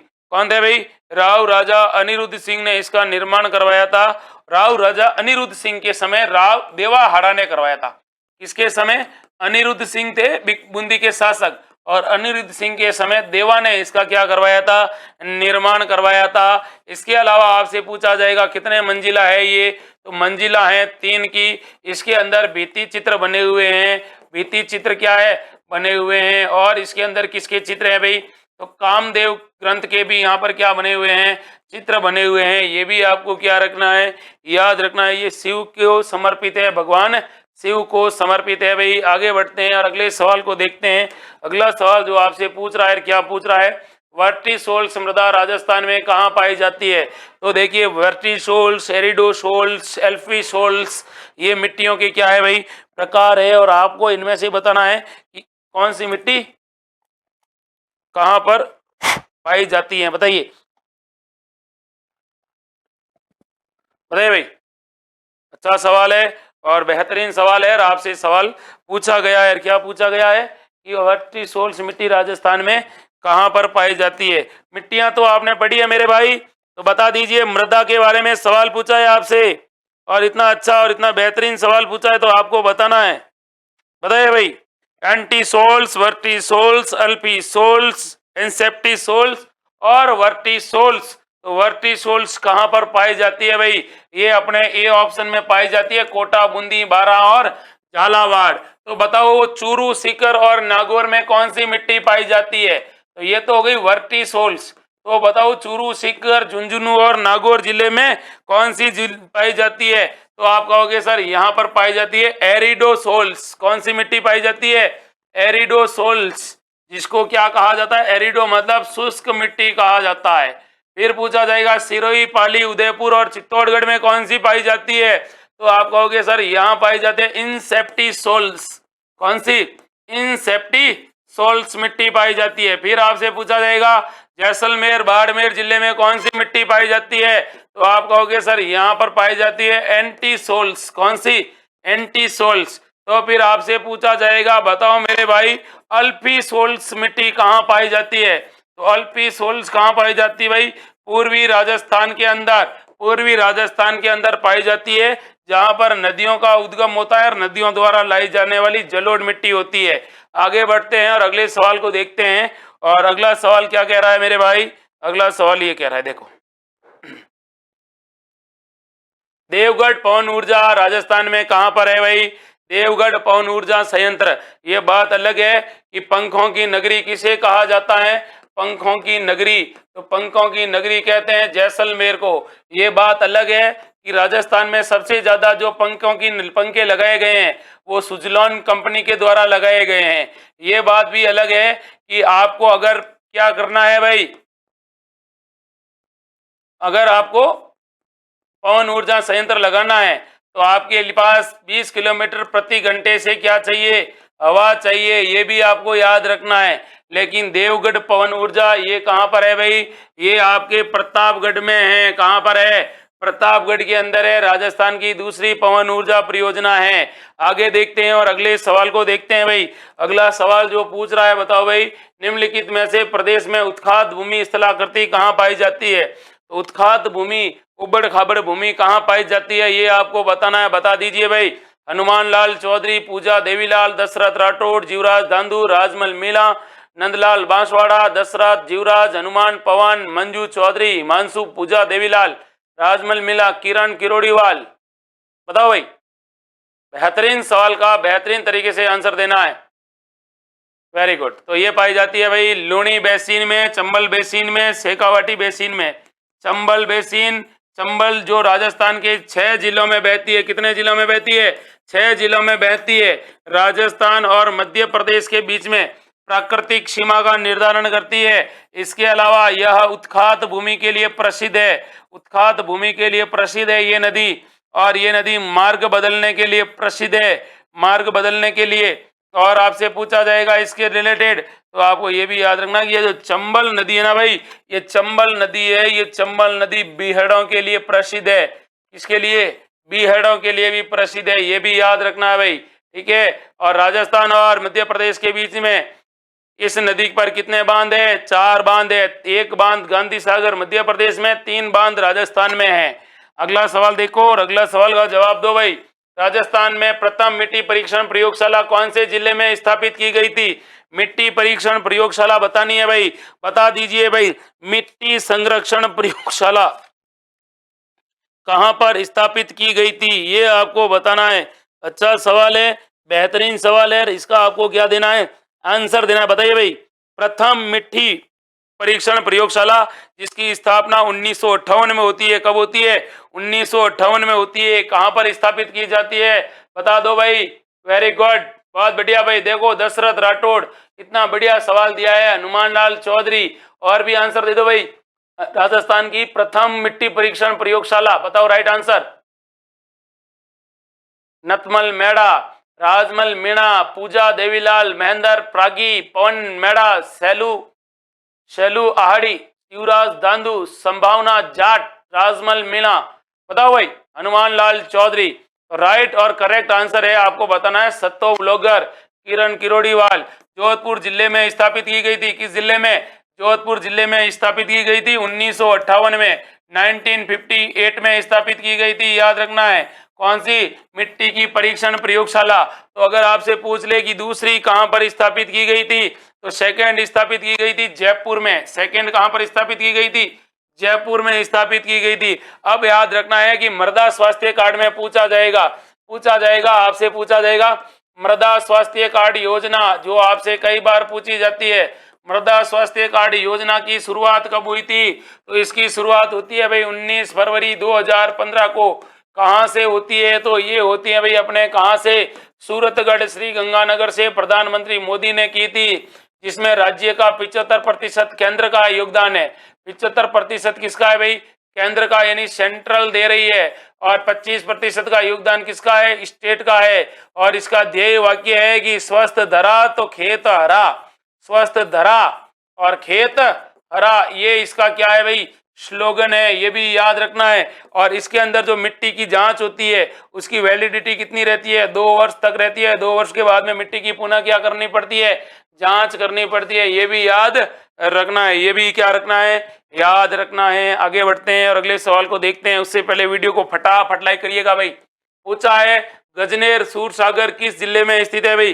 तो गजनेर एक झील है, और गजनेर झील कहाँ पर स्थित है ये आपको बता देना है। 4 ऑप्शन है। राजस्थान की प्रमुख झीलें पढ़ते हैं, और राजस्थान की झीलों में आता है भाई गजनेर, और गजनेर के बारे में आपको क्या देना है? आंसर देना है। बताओ भाई गजनेर झील कहाँ पर है? कौन सी झील? गजनेर झील कहाँ पर स्थित है, इसका आपको सटीक जवाब देना है। बताओ भाई, इतना अच्छा और बेहतरीन सवाल पूछा है। गजनेर झील कहाँ पर स्थित है? अच्छा सवाल, बेहतरीन सवाल। 4 ऑप्शन है, खटाखट आंसर दो भाई। गजनेर झील बीकानेर के अंदर है। कहाँ पर है? बीकानेर के अंदर है। और इसे क्या कहा जाता है भाई? तो याद रखना भाई, इसे एक नाम दिया जाता है। क्या नाम दिया जाता है गजनेर झील के बारे में? इसे पानी का शुद्ध दर्पण कहते हैं। पानी का कैसा दर्पण? शुद्ध दर्पण कहते हैं। यानी यहाँ पर इतना पानी साफ है कि आप जैसे देख रहे हो कि भाई ये कौन सा है। अब इसका नाम यहाँ पर कौन सा अभ्यारण्य है? तो गजनेर अभ्यारण्य है। ये भी आपको क्या रखना है? याद रखना है भाई। फिर आपसे सवाल पूछा जाएगा कि इसका निर्माण किसने करवाया था? तो इसका निर्माण करवाया था गंगा सिंह ने। क्यों करवाया था? तो अकाल राहत कार्य के तहत करवाया था। किसके साथ? अकाल राहत कार्य के तहत इसका करवाया गया था निर्माण। आगे बढ़ते हैं और अगले सवाल को देखते हैं। और अगला सवाल है जो आपसे पूछ रहा है, रेगिस्तान में निर्मित दुर्ग को क्या कहा जाता है? तो मैं आपको बता दूं, एक व्यक्ति थे जिनका नाम था शुक्राचार्य। शुक्राचार्य ने एक ग्रंथ लिखा था जिसका नाम था शुक्रनीति। और शुक्रनीति में इन्होंने राजस्थान के और भारत के किलों को अलग अलग बांटा, और किलों के 9 प्रकार बताए थे। कितने प्रकार? 9 प्रकार बताए थे। और 9 प्रकारों में उन किले के बारे में बताना है जो रेगिस्तान में निर्मित होते हैं। तो रेगिस्तान में निर्मित दुर्गों का नाम बताइए भाई। अच्छा सवाल है, बेहतरीन सवाल है। कौन आंसर देगा भाई? सीताराम जाट, रेखा कुमारी, सचिन, बताइए भाई। 79 है, लाइक करके 85+ करिए भाई। जीवराज दांदू, नितिका शर्मा, पूजा देवीलाल, शैलू, सचिन, धर्मेंद्र सिंह चौहान, जीवराज दांदू, बताइए भाई। आंसर आपको बताना है और बेहतरीन आंसर बताना है। और वीडियो को बराबर क्या करना है भाई? लाइक करते रहना है। हिमांशु, तो इसका राइट आंसर आपको पता है। राइट आंसर कौन सा है भाई? धानवन दुर्ग। कौन सा दुर्ग होता है? धानवन दुर्ग, जो मरुस्थल में स्थित है। जैसे कि अपने राजस्थान का एक दुर्ग है जिसका नाम है सोनारगढ़। कौन सा गढ़? सोनारगढ़, जो कहाँ पर है? जैसलमेर के अंदर है। एक दुर्ग है भटनेर, कहाँ पर है? हनुमानगढ़ में स्थित है। ये किस श्रेणी के दुर्ग है भाई? धानवन श्रेणी के दुर्ग है। ठीक है भाई, ऐसे सवाल भी अक्सर प्रतियोगी परीक्षाओं में क्या कर लिए जाते हैं? पूछ लिए जाते हैं। अब देखिए, आपसे पूछा जाएगा कि सबसे सर्वश्रेष्ठ दुर्ग कौन सा बताया गया है। तो देखिए, शुक्र नीति में सर्वश्रेष्ठ दुर्ग बताया गया है, वो बताया गया है गिरि दुर्ग को। किसको?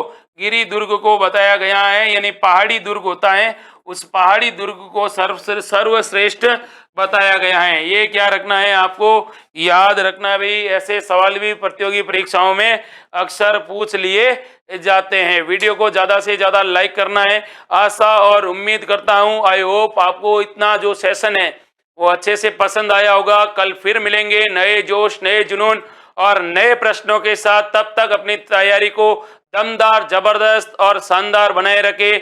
मिलते हैं कल फिर, तब तक के लिए आप सबको जय हिंद।